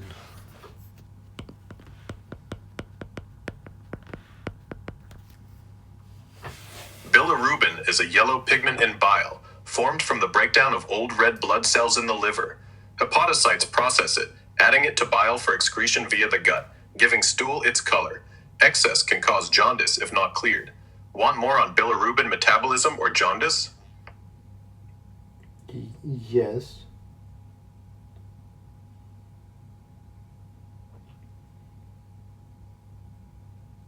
All right, let's dive deeper into bilirubin metabolism and jaundice, keeping it concise. Bilirubin forms when hemoglobin from old red blood cells is broken down in the spleen and liver, creating unconjugated, insoluble bilirubin. Hepatocytes take it up, conjugate it, make it water-soluble with glucuronic acid, and secrete it into bile. Bile carries conjugated bilirubin to the duodenum, where gut bacteria convert it to urobilinogen. Some is excreted in stool, giving its brown color, and a bit is reabsorbed into blood, exiting via urine. Jaundice happens when bilirubin builds up, yellowing skin, eyes, due to 1. Excess red cell breakdown, hemolytic anemia. 2. Excess red cell breakdown, cirrhosis. 3. Excess bile duct blockage, gallstones. Want specifics on jaundice diagnosis or bilirubin pathways? I want to ask how to regulate bile secretion then. How does CCK help? Secreting. All right, let's cover bile secretion regulation and CCK's role, keeping it concise. Bile secretion is regulated by CCK, cholecystokinin, released by duodenal enteroendocrine cells when fats proteins enter. CCK triggers gallbladder contraction and relaxes the hepatopancreatic sphincter, releasing stored bile from the gallbladder through the common bile duct into the duodenum for fat emulsification. Secretin, from duodenal cells, boosts bile production in hepatocytes, more bicarbonate-rich bile, to neutralize acid. Vagal nerve stimulates mild bile flow during cephalic phase, anticipating food. Hepatocytes produce bile continuously, stored in the gallbladder until CCK signals release. CCK's main job is timing bile delivery for fat digestion. Want more on CCK signaling or bile storage? Yeah, I want to understand more about how they regulate bile secretion.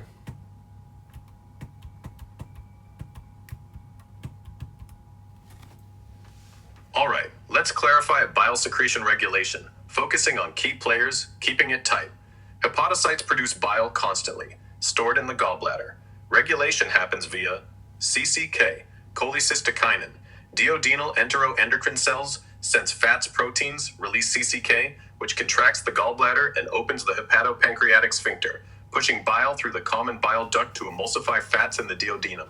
Secretin, triggered by acidic chyme, increases hepatocyte bile production by carbonate-rich to neutralize duodenum pH. Vagal stimulation, during food anticipation, cephalic phase, mildly boosts bile flow via parasympathetic nerves. Feedback, bile acids reabsorbed in the ileum, enterohepatic circulation, signal hepatocytes to adjust production. CCK ensures timely bile release. Secretin tweaks volume and composition. Clearer? Want details on enterohepatic circulation or CCK's receptor action? No, that makes sense. Okay, let's talk about enterohepatic circulation then. All right, let's dive into enterohepatic circulation, keeping it concise. Enterohepatic circulation is the recycling of bile acids.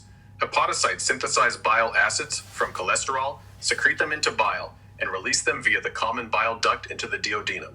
In the ileum, max 95% of bile acids are reabsorbed by active transport into the bloodstream, return to the liver via the portal vein. Hepatocytes reuptake and resecrete these acids into bile, completing the cycle.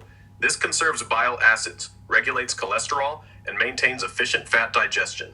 Some acids escape to the colon, excreted in stool. Want more on bile acid reabsorption? Yeah, I want more. I don't get it. I don't understand this circulation.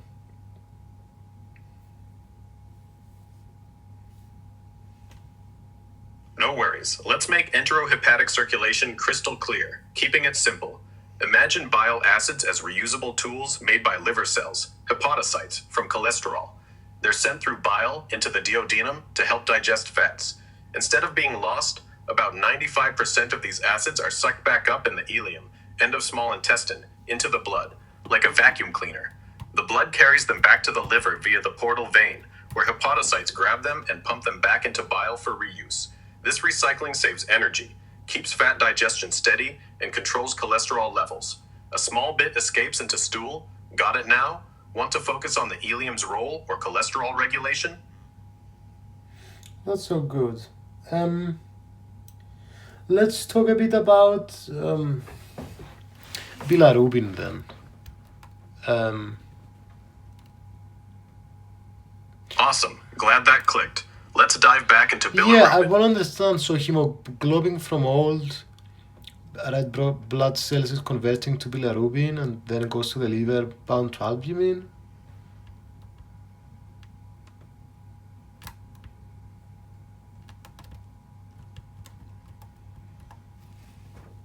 Yup, you're on it. Let's clarify bilirubin from hemoglobin, keeping it short. Old red blood cells break down in the spleen, converting hemoglobin into unconjugated bilirubin, a yellow pigment. This bilirubin, insoluble, binds to albumin in the blood to travel safely to the liver. In hepatocytes, it's conjugated, made water-soluble, and secreted into bile, heading to the duodenum for excretion in stool. Clear? Want more on conjugation or what happens in the gut? That's okay. Okay, let's talk a bit about dysfunctioning intestinal secretions then. Alright, let's dive into dysfunction in intestinal secretions, keeping it concise. Intestinal secretions, mucus, hormones, enzymes, bicarbonate from goblet cells, enteroendocrine cells, and crypt cells support digestion and protection. Dysfunction can include goblet cell issues, reduced mucus, e.g., an ulcerative colitis, exposes mucosa to damage, causing inflammation or bleeding. Enteroendocrine cell defects, impaired hormone release, e.g., low CCK or secretin and celiac disease, disrupt bile, pancreatic enzyme, or bicarbonate secretion, hampering digestion.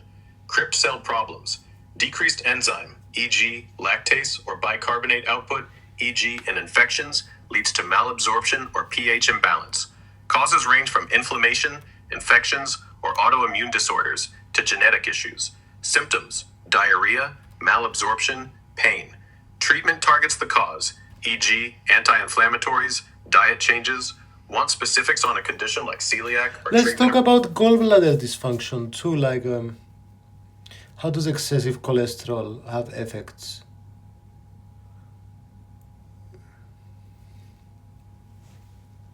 Alright, let's dive into gallbladder dysfunction, focusing on excessive cholesterol's effects, keeping it concise. The gallbladder stores bile, rich in bile acids, cholesterol, and bilirubin, for fat digestion. Excessive cholesterol and bile, often from diet, obesity, or metabolic disorders, disrupts the balance, leading to gallstones, cholelithiasis. Cholesterol crystallizes, forming stones that block the cystic or common bile duct, causing pain, nausea, or jaundice. Cholecystitis. Gallstones or sludge inflame the gallbladder, leading to severe pain and infection risk. Impaired bile release. Stones hinder bile flow, reducing fat digestion, causing bloating or malabsorption. Symptoms: right upper quadrant pain, especially post-fatty meals, vomiting. Treatment: dietary changes, medications to dissolve stones, or cholecystectomy, gallbladder removal. Want more on gallstone formation or surgical options? Could you explain to me more about this? I don't get it.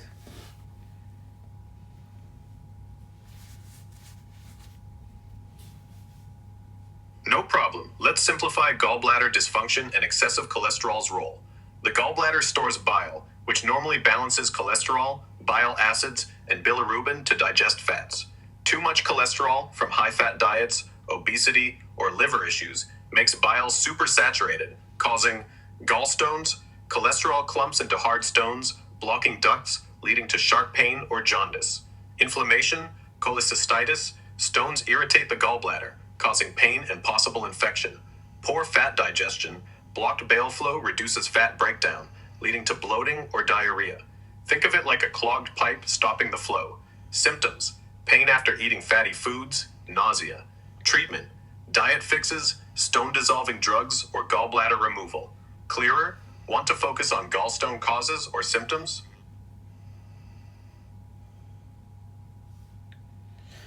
I want to ask you a bit more about jaundice to try to understand it actually. So, besides the general idea, I don't. So we have prehepatic, posthepatic, hepatocellular. Explain that too.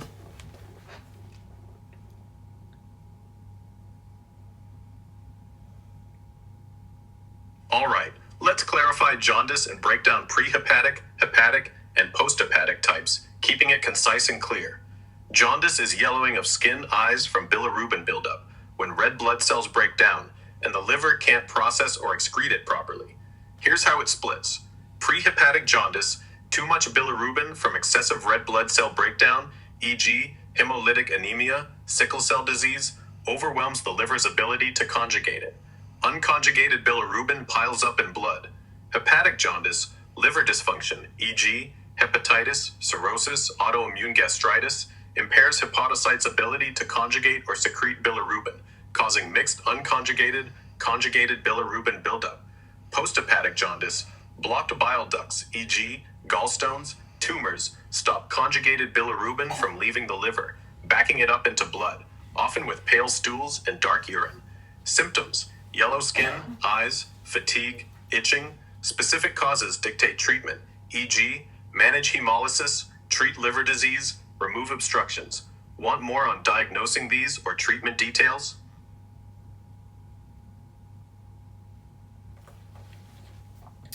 So, can you, in a sentence, tell me again this pre-post situation?